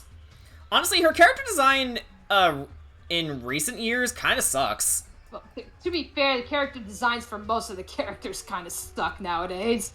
Yeah. What is color theory in Ruby? Yeah. Honestly, one character in anime I hate a lot is Louise from Familiar of Zero. I tried watching Familiar of Zero. I couldn't get past... I must have watched maybe 5 episodes of it when it first came out, and I'm like, I can't watch anymore. I am so fucking bored. Yeah. So I'm not a Familiar of Zero fan whatsoever. Actually, yeah. I'm not familiar with this Zero.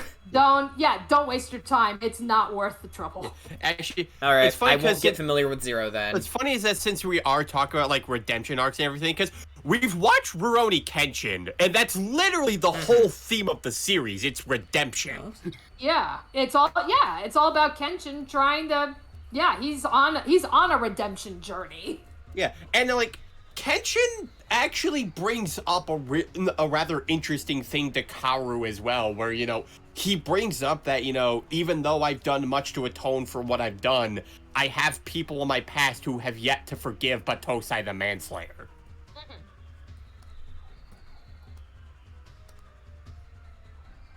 And that's actually part of the reason why he had such a hard time wanting to go back to Kyoto, because that's where the war took place. Ah, okay. Yeah, so like yeah, we saw that. Yeah, because that was part of the reason he didn't really want to go. He didn't want to go back to Kyoto, even though Shishio was like about to screw over the Meiji era, because the place just filled with so much like terrible memories from back when he was a manslayer, and more than likely if there were some people who recognized him there, yet he was concerned whether or not like some of those people would actually forgive what he's done, even though he's technically a wanderer who's vowed not to kill anymore, because because he's still screwed over a ton of people during that time.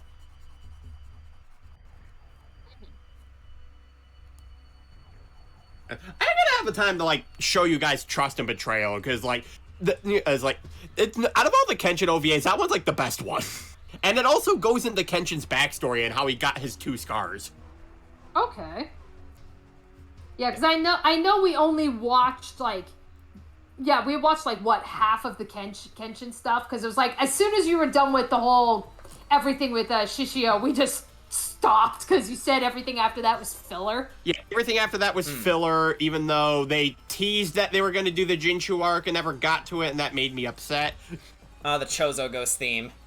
I'm well, pun not intended. I'm dreading when I fight these guys. Because Chozo Ghosts, for those unaware, they're probably one of the most persistent enemies in Metroid Prime 1, if only for the frequency they show up. Yeah, but it's like, yeah, with Kenshin, though, there are 4 OVAs. One of them's a filler OVA, which is okay. Then there's Trust and Betrayal, there's the new Kyoto arc, and then there's Reflections, and fuck that one.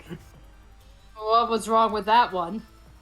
Okay, so, Danny, I don't think I really need to explain too much on how you can go wrong with this one. I just have to explain the concept of, imagine trying to condense an entire anime into 2 hours. Oh, yeah. So a lot of shit's gonna get left out. Not just left out, but also a lot of things get horribly interpreted. Oof. They also make Kaoru's character look extremely weak. And it's also that movie that apparently told us that Kenshin and Kaoru died of AIDS. No. What? Yeah, they contracted AIDS. What? No. What? No. No. I'm... Not in my stream. I can't even wrap my head around that. Fucking what? Yeah.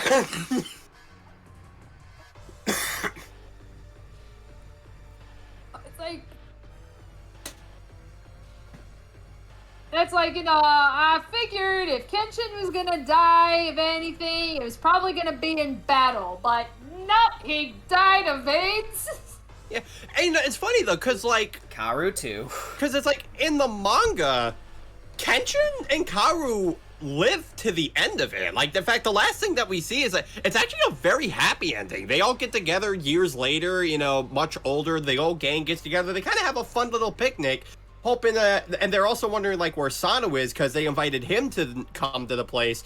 But because at this point, Sano's kind of a fugitive of the law, he's running around the world, and they got a note saying he's in Mongolia. Oh. Wait, is that their actual reaction? Yeah. Oh my god, yeah. That's a much more tasteful ending. Yeah, and I don't care if it's unrealistic, it's sweet. Well, because Watsuki himself stated that, because actually Watsuki had a major problem with some of the OVAs, because he said, you know, the way that these things ended were really way too sad and tragic. Kenshin deserved a happy ending after everything he went through. Makes sense. Yeah. But, new Kyoto arc, while not as bad as Reflections, again, they tried to condense an entire arc into 2 hours. Yeah. Not possible. And, Well, yeah. Or at least not possible to do it well. Yeah, well, I mean, that's kind of like, it's kind of like, the Berserk, the 3 Berserk movies. It's like, yeah, you tried to condense all of the Golden Age into 3 movies, and it's like, you just can't.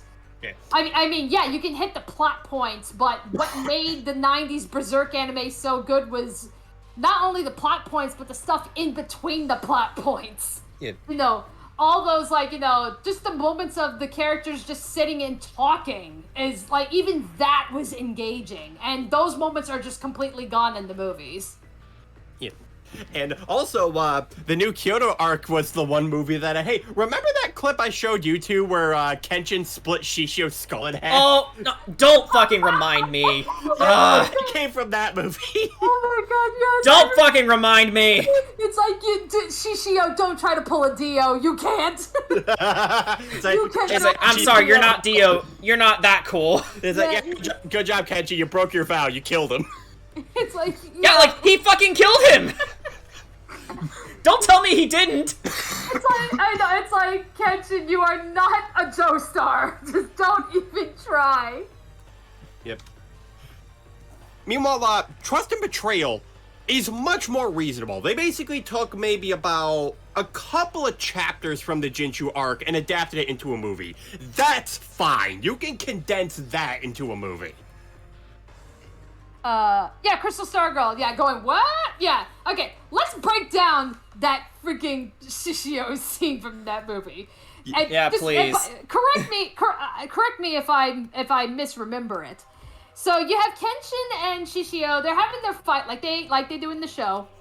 And then it's like, at some point, like, Kenshin, like, I think it's like with, like, the butt of his sword, not even the blade, with, like, the handle, he literally just, like, he hits Shishio in the head, and apparently that's, like, enough force to literally split his skull, like, down the middle, like, like Dio in freaking JoJo.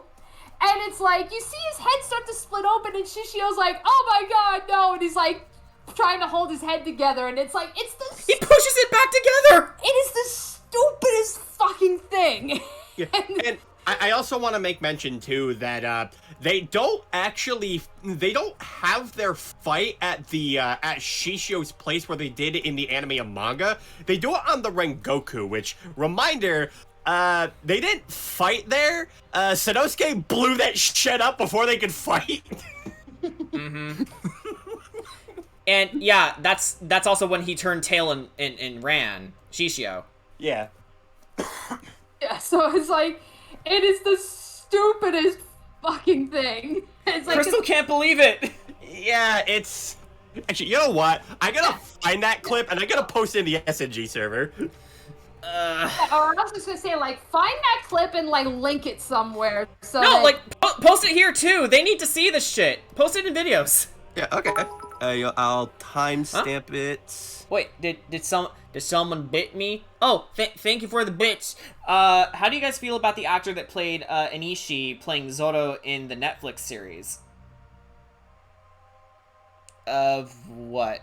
One Piece? yeah, are you talking about the One Piece live action? There are 9 people watching. Hi. Yeah, because it's like, I've heard, I know they've announced the cast for the live action One Piece. I would just think that is gonna be so cringy as hell to watch, just because One Piece, not just because of the art style or anything, but just the fact that, like, just read a manga page. It is very, I guess animated is the right word for it. Like, between all the power, not just like Luffy's stretchy powers, like, not just that, but even like the characters' expressions and like, it's very animated. It is something that can only be done in, manga or anime.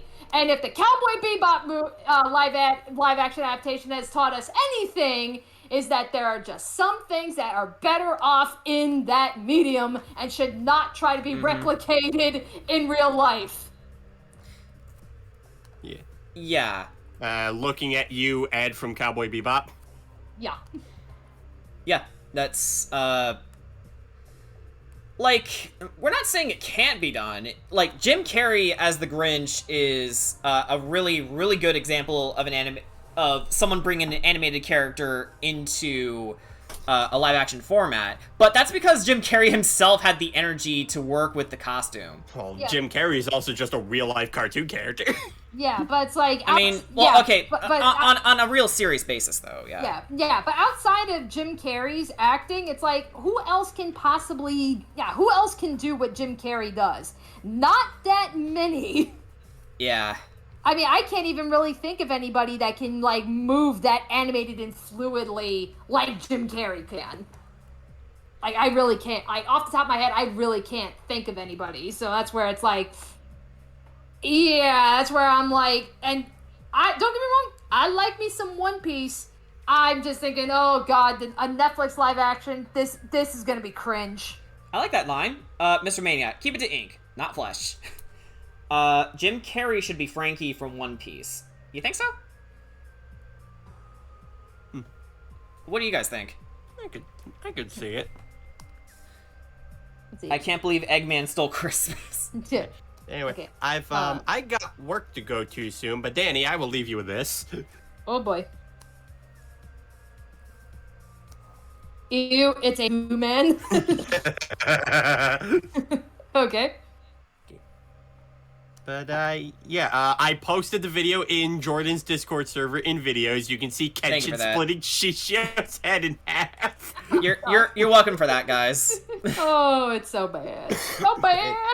Yep, and I shall It's see bad. I It's shall bad. see you guys later. I have tomorrow off. All right. Yay. Yeah, so soon, freedom. Let me see. Yeah.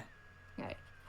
Crystal Star Girl says, honestly, the only anime live action show I want to see is Sailor Moon. While it is cheesy, but honestly, it's a lot better than what other live action anime has done because the creator was involved and we got Princess Sailor Moon. I actually haven't seen the live action. I actually hear the live action Sailor Moon was surprisingly decent. Oh. Like- This is the first I've heard of it. Yeah, I've heard it was surprisingly decent. I'm also aware that I think there was like a musical that was done in Japan of Sailor Moon, and I was hearing that was actually really good. All right. Yeah, I have not had a chance to see either of those. Honestly, I think the last Sailor Moon thing I watched was I did see the Crystal movies. When the latest ones that they put on Netflix where they covered the Super S series. Yes. Because they split that up into two films. So like, and I mean, don't get me wrong, it was good. It's weird. I have yet to really read the Sailor Moon manga, so I don't really have that kind of a base. My basis is tragically the 90s anime, and I'm aware that the 90s anime has taken liberties. You know? Especially the English dub. Yeah, but not even just that, but even just the Japanese in general, just the show itself took liberties. Oh, really? Yeah, but I'm well aware of that, but at the same time, it's just that's what I have to fall back on. And Sailor Moon did fall on the whole Monster of the Week formula. Like, if you were to watch the 90s anime, literally, like, every arc, doesn't matter which one it is, like 75% of it is filler. Oh, thank you for the 10 bits again, Big Mac. Danny, do you support Yamato supremacy? I have heard the Yamato supremacy. It's like I haven't kept up with One Piece in a little bit, but I'm aware of it. And it's like, I'm aware that a lot of people really like Yamato, so I was like, okay. Yamato seems cool to me on the offset, and this is coming from someone who isn't necessarily a fan of One Piece. Not for lack of trying, it's just, oh my god, it's so big, where do you fucking start? No, I don't, yeah. That's actually pretty fair. I know everybody... It's kind of like the Doctor Who effect, really. Yeah, I know everybody will say, start at the beginning, but now it's like... Where's the beginning? No, I mean, it's like, well, chapter 1 is technically the beginning. But at the same time, it's like, yeah, but now you have 1,000 chapters to go through, and that's asking a lot. Like, for someone to get into One Piece now, that is honestly asking a lot. So it's like... Yeah, it's I honestly do not blame anybody who's like, yeah, I've heard of One Piece, I've heard of good things, but they get so intimidated by that manga chapter count. I do not blame them. Yeah. I don't know about you guys, but I prefer to have, you know, a more easily digestible beginning to end. Okay. Yeah. I don't like things that go on too far because, I don't know what it is. Like, I guess it has to be something that I had to be on top of to begin with, but if you try to introduce me to something that is like very, very, very, very, very long standing, like 1,000 chapters long, for an example, that would actually kind of put me off no matter how good it is. Because like, oh man, I have to put time into this. Fair enough. Yamato is a gender fluid man. I keep hearing, I'm hearing different things like about Yamato. Like I heard Yamato is a gender fluid man. I've heard gender fluid woman. I've heard trans. I am hearing so many different things. Like I'm trying to think. Has Oda officially come forward and said what's the deal with Yamato? Like, do we have something confirmed, or is this still so many fans interpreting it in so many ways? Because it's like I'm a little unclear too. Yeah, like I hear Yamato's a badass, which at the end of the day is what should fucking matter. You know what what matters is who they are, not what they are. Yeah. But at the same time, it's like I've heard so many things. Like no one can seem to kind of get a beat as to what exactly is going on. But as I said, I understand like what somebody is matters to people, and I totally get that, but I also fall more along the lines of it's not what you are on the outside, it's who you are on the inside. That's what matters to me. Yeah. So I guess for the sake of brevity, let's just refer to Yamato with gender neutral pronouns for now. Makes sense to me. Oda's avoiding the controversy right now. That's probably a very smart move. Yeah. That probably is a very smart move, because it's like, and again, as forward thinking as Oda might be, at least to my understanding, again, I can be very wrong here, Japan in some regards is still a little behind when it comes to social issues. Yeah, not even social issues, but also behind on weirdly aspects of technology, because you would expect Japan to be, the authority on it, but apparently they're still using floppy disks. Goddamn floppy disks. They're just starting to rotate it out. Damn. But that's where it's like, it's like in some regards Japan is very forward, and then they're still very behind. So it's complicated. Yeah. But honestly, it's always very nice to see when, even in, very traditional countries like Japan, in, some degree or another, it's always nice to hear that protests are a thing even there. So, yeah. Danny, how does One Piece work? It's like, yeah, they're on... What's a One Piece? One piece of what? Pizza? It's like they're on a ship, and they're searching for the greatest pirate treasure in the world that has been left in one piece.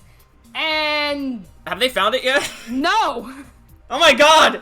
Actually, there was a point in the story where, Luffy actually comes across this guy, who was part of the pirate crew of, Gold Roger, who is the one, who was the Pirate King. And, the whole thing that kickstarts One Piece, Jordan, is that, yeah, Gold Roger, when he's sent to the gallows, literally right before his execution, he pretty much says, you guys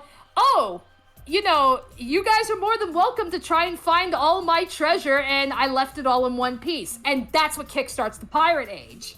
So that's the ultimate goal, is who can find the treasure.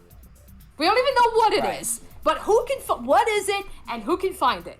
But there was a point where Luffy actually comes across a guy who was part of that crew, and actually was willing to tell Luffy, he's like, yeah, you want to know where the One Piece is and what it is? I can tell you.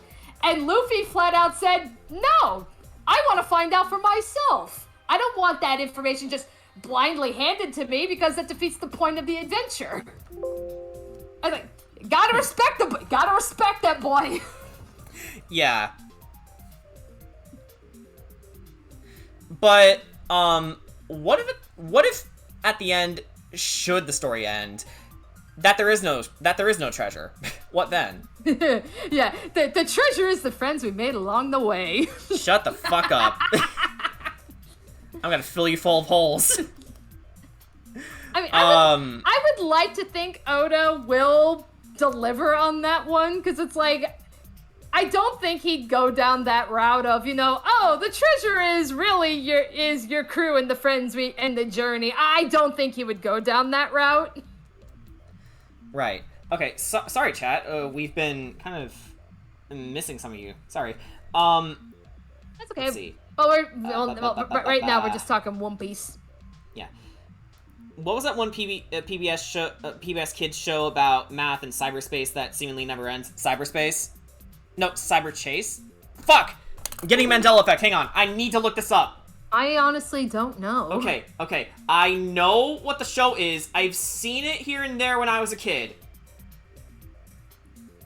Okay, is it cyberspace?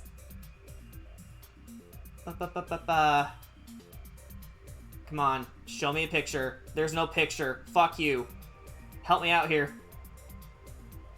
Okay, so if it's not... Okay, Cyber Chase, yeah. That's the show, Cyber Chase.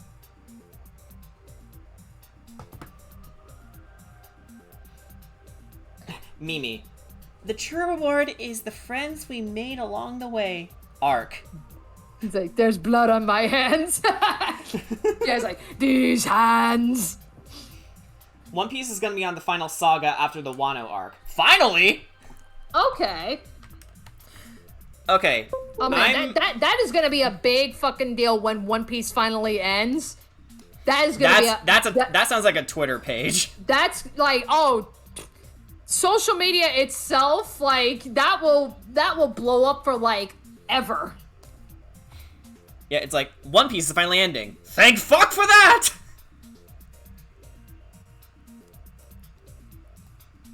And then sorry, that makes it sound bad. No. Yep, and then as like, I don't know if Oda has said if he has any plans after One Piece, but honestly, I don't think the man's set for life. He doesn't have to do anything else. He's more than earned the rest. Yeah, honestly,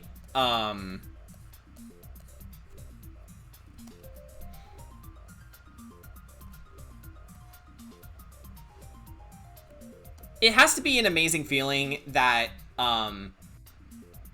even with just one work, you don't have to, prove yourself even further. Like, even if you just made one thing, people recognized it, and that's honestly gotta be an amazing feeling. That being said, I think I would at least have one more, fantasy story in me, maybe two, after Phantom of the Forest. Well, I definitely want to veer into sci-fi. Yeah, well, I mean, that's where I can totally respect people where, like, they've made, maybe they've written a story or they've made a movie or something, and it's like, even though they fucking made millions on it, they still continue, and they maybe not continue with that story, but they'll write other stories just for the sake of, because they enjoy writing and they enjoy telling stories. I absolutely respect the hell out of people that do that. Yeah. But then when you have something like One Piece that has been ongoing for decades, not just a couple of years, fucking decades, it's like, after I was a kid when it came out. Yeah, like, after that, do you really have any more energy left to do something? It'd be surprising if the mangaka did, but if not, then yeah, they definitely earned the rest. Yeah, I mean, it's like, not everybody is Hirohiko Araki, who can just crank out arc after arc of JoJo, and make it consistently good for a while. you know, I mean, look what happened. I think it was with Naruto's writer. Like after Naruto was done, I think he tried telling like a samurai story, and I think it ended up getting canceled. Oh yeah, Brian told me about that. I can't tell you the name of the series, but he didn't. He had some pretty unsavory things to report about it. Yeah, it's like I didn't. Yeah, like I did not hear a lot of good things about it, which was No. like. So We don't even know what the name of it is. Like, let that speak for how poorly it did. Yeah, but that's where it's just like, ooh, yeah, not good. Ryan, this is not good.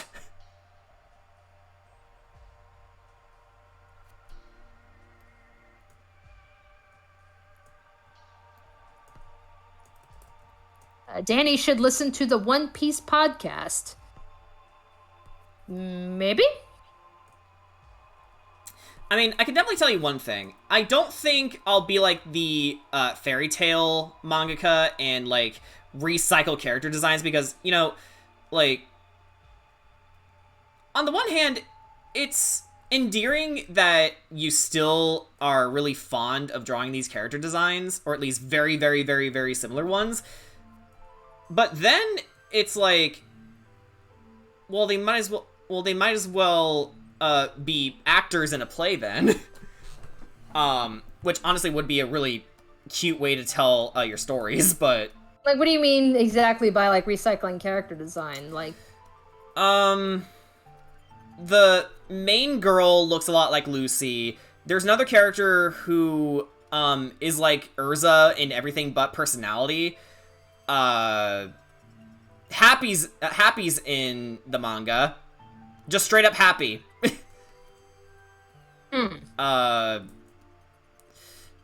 I will admit there's not a lot I can say about it because I'm not a fairy tale fan. It's not my thing. Kind of too horny for my tastes, but I will say that from what I understand, the other manga isn't bad. It's just the mangaka reused a lot of character designs. oh, okay. And again, they themselves explained, I've kind of grown attached to them, so that's why I'm still using them. It's like, okay, but, you know, it's like, so writing a whole new story, but you're just recycling the same designs of other characters. Like, why can't they have their own design? Yeah, it's like, again, there's a character who's Urza without being Urza. Oof.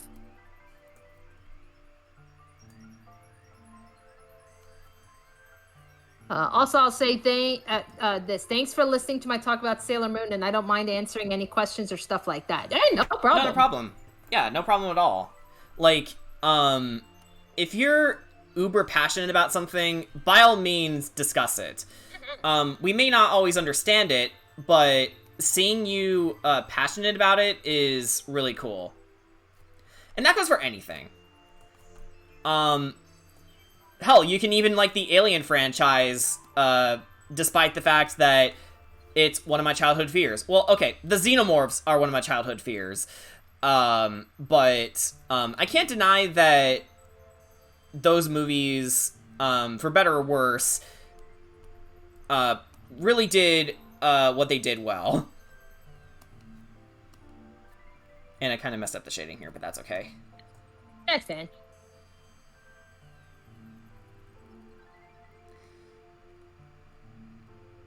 Oh yeah, guys, did I ever tell you about the recent panic attack I had when I was watching Alien Isolation? No. I told you about it, Danny, but basically, I was actually getting pretty far in this, you know, no commentary let's play on Alien Isolation. You know, the horror survival game where you're playing as Ellen Ripley's daughter and you're trying to avoid the xenomorph and trying to get off the ship. But there was a flashback scene with one of the facehugger pods. I had a panic attack. I was on the floor, and No, hey, like trying to fight it off. dude, facehuggers are fucking scary. Yeah. It's like, honestly, it's like the xenomorph. Yeah, that's child's play. The facehuggers, fuck those facehuggers. Those Yeah. things. Honestly, things. you know what? The pod was what I saw in this movie trailer for Alien vs Predator. We were watching Troy, but we had to get through the previews first in this, you know, theater that's now turned into a living zone, a residential area rather. So we entered, we got our seats in, and then I saw the facehugger pod, and I just couldn't watch the rest of the trailer. I was terrified. Because, like, it was the most disturbing and vile thing I've ever seen. Oh gosh. It's like, you know, it's like, it's a shame to think about it, but like, in Walt Disney World, when you go to, well, it was known as MGM Studios, but now it's, Hollywood Studios, like that theme park. So the iconic ride used to be the Great Movie Ride. It's tragically gone.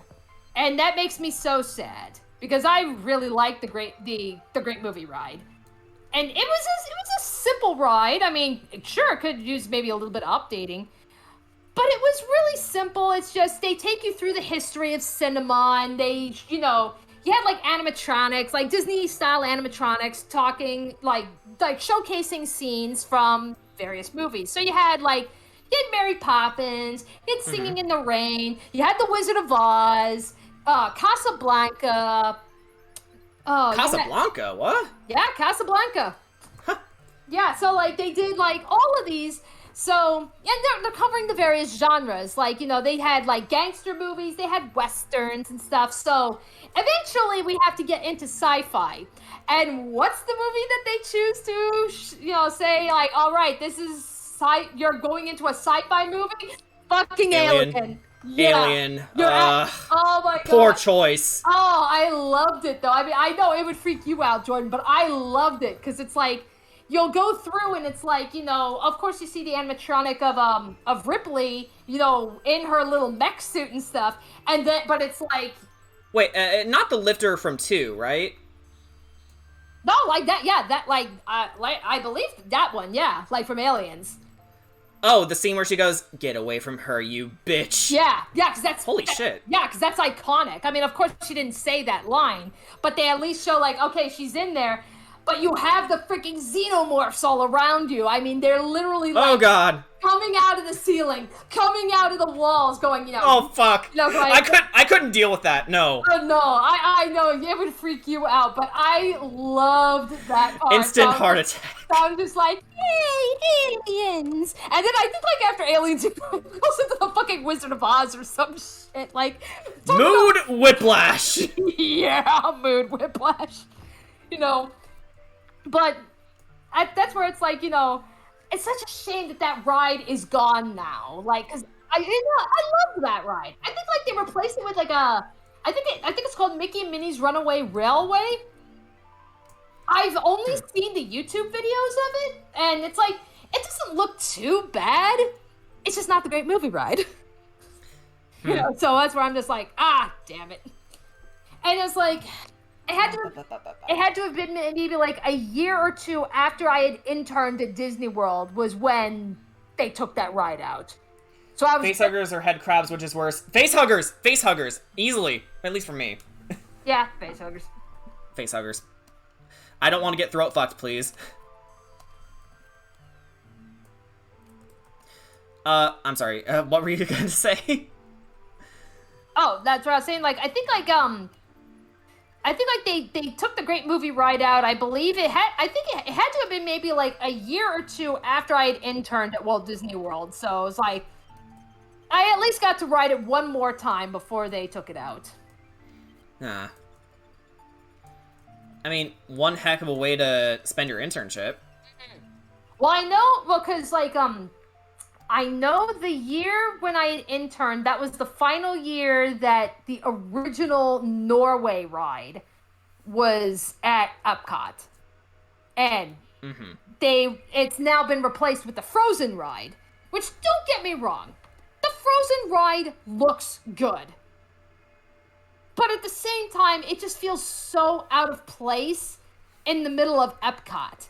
When the whole point of Epcot is the celebration of other countries and their culture, and the Norway ride was exactly that. Like, it was going, like, you're going through Viking culture. You come across trolls. Like, you're going through all this mythology and shit. And it's like, I really loved that about the Norway ride. Because I think Norway and Mexico are like the only two countries that actually had dark rides in them. And they were both about their respective countries. And yeah, right now, Mexico is the only one that has anything remotely to their culture. Like, it's got the Three Caballeros in it, of course, but still, at least that's still a celebration of Mexican culture when you ride that ride. The Norway ride is just a Frozen ride now, and it's like, I really wish that they had just kept the Frozen ride at the Magic Kingdom. Right. Honestly, there were some really cool, concepts, for some rides, but then they either get changed into something else or just removed entirely. I know they were originally... Which, thank God, Defunct Land exists. Otherwise, I would never have known some of these things. I love Defunct Land. Like, I watched Defunct Land, Offhand Disney, Yesterworld. I think those are, like, the three big, like, Disney-related channels that I watch. It's like, Offhand just talks more about what's currently going on, but it's like, yeah, Yesterworld and Defunct Land, it's all about stuff, like, previous stuff. And it's like, yeah, like, I remember hearing, like, at Epcot, like, yeah, I think, like, originally Japan was going to have a ride.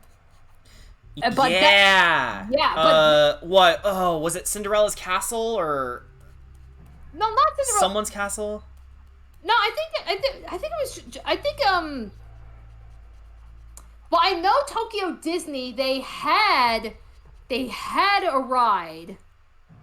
Well, if you can call it a ride. It was like some kind of it was an attraction where you're walking through the castle, and it's like the one attraction that actually remembers that the Black Cauldron existed.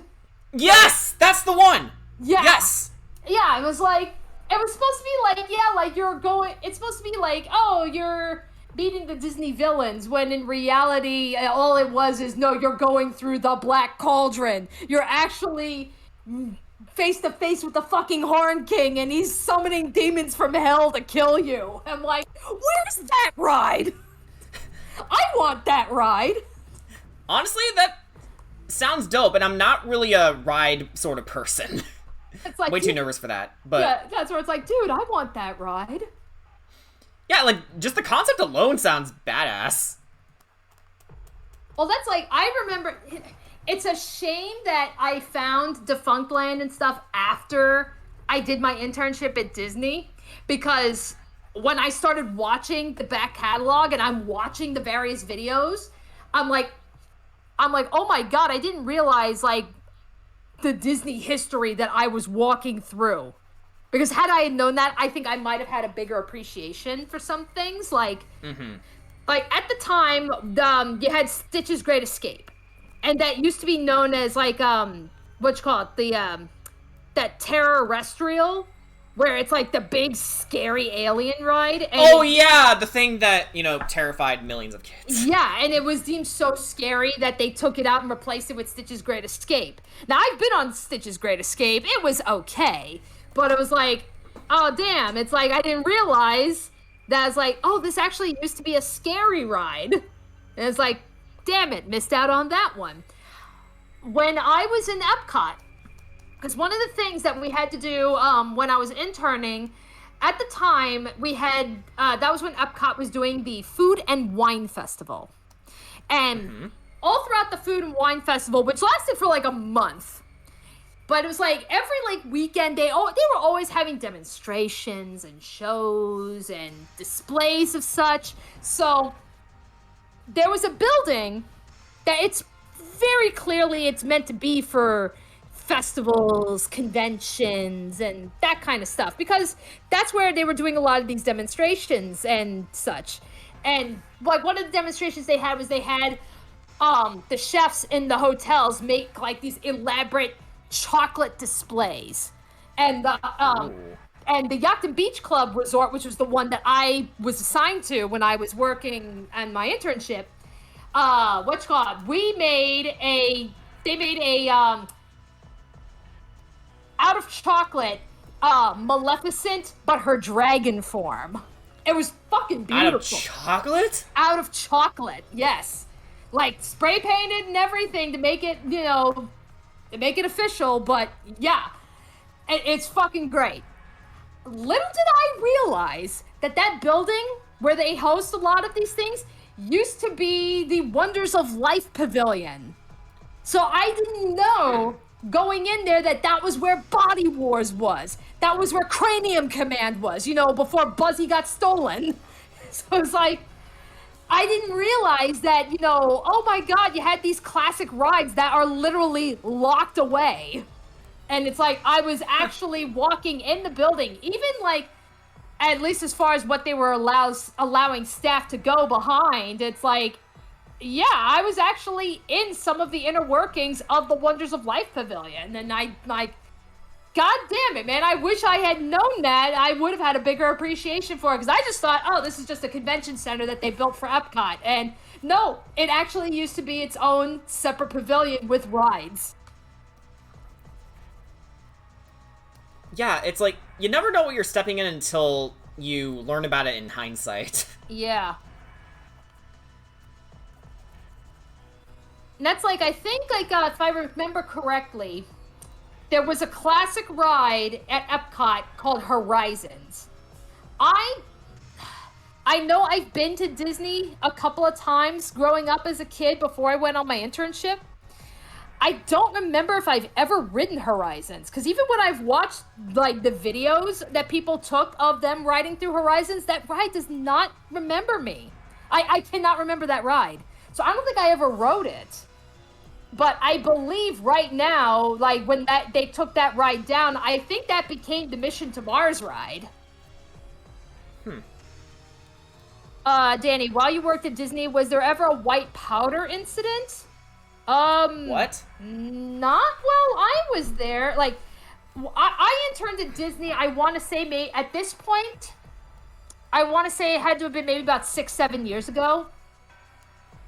So, I mean, pretty long time. It's been a little while.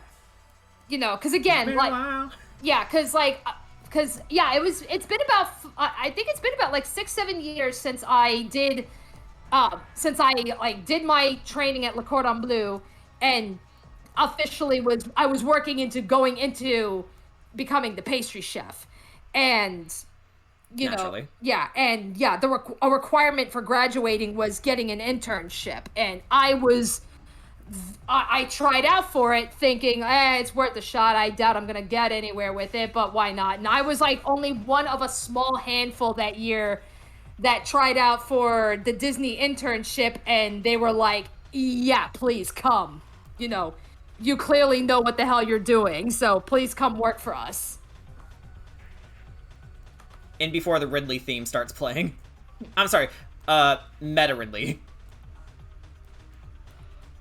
I would love to go there, but Disney World is too far away and expensive, so we would always go to Disneyland. Yeah, and it's like funny thing. It's like I've never been to Disneyland, but I've never been to California. So, and in all honesty, I have no desire to go to California other than to go to Disneyland, just because I would like to see the original Disneyland at least once in my life. I'd like to go, but I don't blame you on the whole being expensive, because oh my God, that's why I made the most of it when I interned, because even if you're doing like the 4-month internship, you're still considered an employee, and employees get free access into the parks. So on my days off, that's how I spent my days off. I was going to the Magic Kingdom, I was going to Epcot, I was going to all these places, and I'm like, get it in now, because I don't know when's the next time I'm coming back. Right.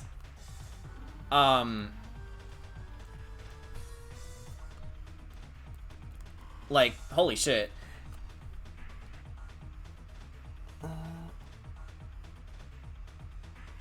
For the record, does anyone know what a white powder incident at a Disney park is? It sounds vaguely like someone did cocaine, but let's hear your thoughts on it, Mr. Maniac. After you get through ads.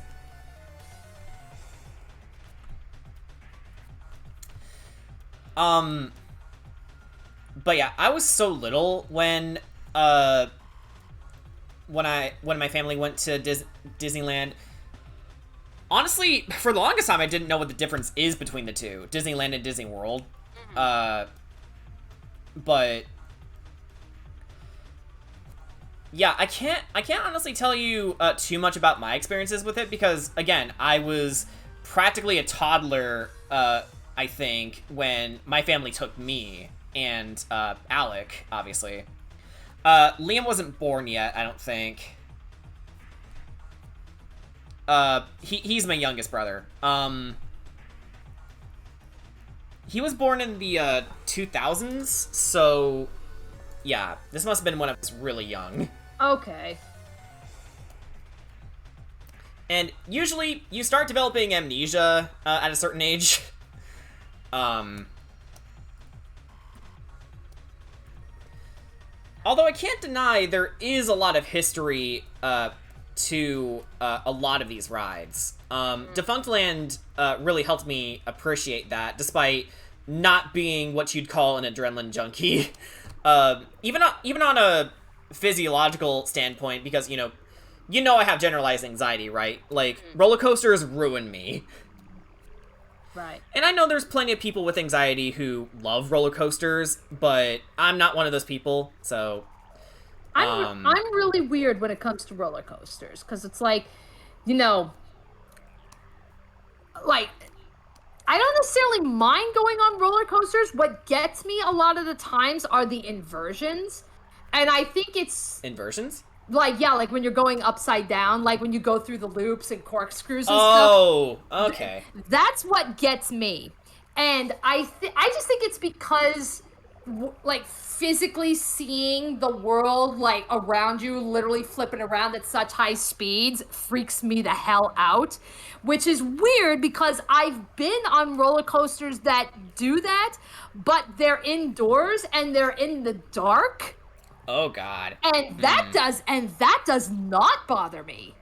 Which is, again, I'm so fucking weird. Like, so I grew up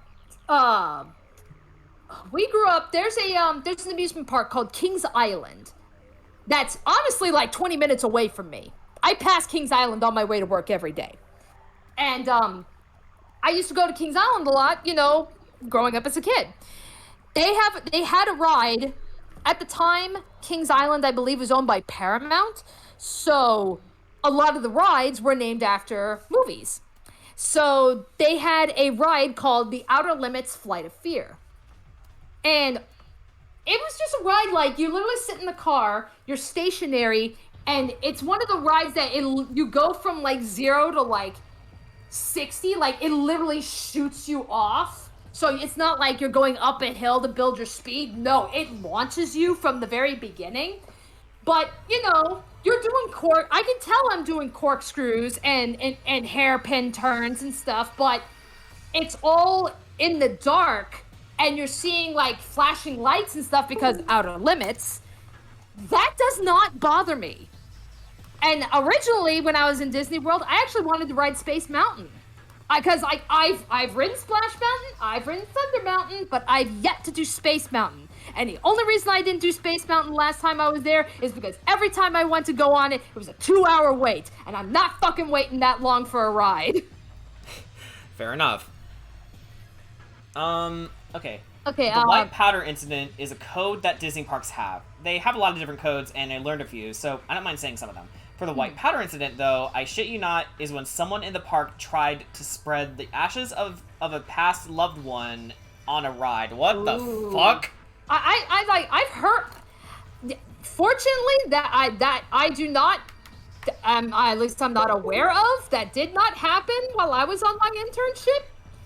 But I remembered, I think, like, one of the channels, it might have been Defunct Land, or it could have been, Yesterworld, I don't remember, but somebody, like, mentioned, like, Haunted Mansion is a big ride. Like, Haunted Mansion, Pirates of the Caribbean, Space Mountain, like, Ooh, Pirates of the Caribbean. like, your big rides, those are the ones that people are like, hey, let's spread their ashes on the ride, and it's like, no, you can't do that. It's like, why though? I mean, I get that there's, like, fulfilling somebody's dying requests and stuff, but it's, at this point, it's more so like it's more so for, like, the security and maintenance. Like, you can't just throw ashes at animatronics, it's not good. Yeah. Johnny Depp isn't worth that. Mm-hmm. Okay, so I think with all that out of the way, You get this badass looking motherfucker, like, awesome armor and such, and then Jellyhead.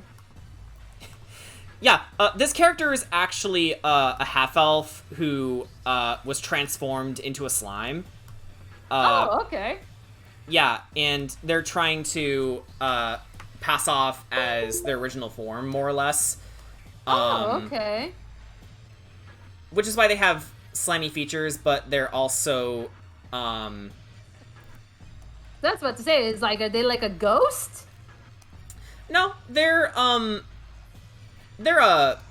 slime person who, again, used to be a half-elf.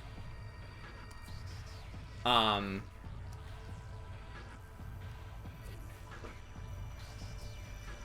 on, there we go. I can get the shadow to look right. And then I think with that in mind, we actually finished both commissions tonight, so that's awesome. Yay! And I really hope my clients will like these. Of course, if any of my clients are watching this right now, I hope you enjoyed what I put out. It was really fun working on these characters. Of course, I'm still working on TPs as we speak, but Like, is that one you're going to be able to stream? Because you said it's a little bit more risque. we agreed that just in case we won't stream it, but yeah, I am working on that. You'll definitely see it when it's time to post, but yeah. And I know you're interested in commissioning me later, but yeah, I would say you can get back to me tomorrow on that, because I would be very interested to see what you have in mind for me. Okay. Let me just save one more time, because I'm not sure if I did it. It's always the weirdest thing. Like, you saved something and you're like, wait, did I save? Even though you already did. So let's take a look at our final products before we sign off.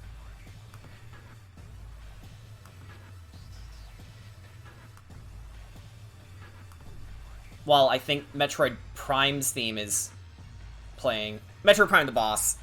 Okay. So we have Flux for Cyborg Charlotte. And we have Leo for Ribbonbound. Nice. Yeah. Again, really fun to have worked on these, so thank you both for commissioning me to draw these beans. And, yeah, tomorrow, again, we're not going to stream due to the Game Awards, but I will definitely see you guys again on Saturday when we either pick up on Okami again, or play another game entirely, because, there is a lot I don't remember about Okami, and I don't want to, like, hold you guys up with me getting lost anymore, so, yeah, we'll see on Saturday. And Friday, actually. I don't know why I didn't say Friday. Yes, those days. Days that are not tomorrow. Hanging on the edge of tomorrow. Okay, so I'm gonna send, these arts to my clients, and then I'll see you guys, on Friday. So, bye-bye. All right. Bye-bye.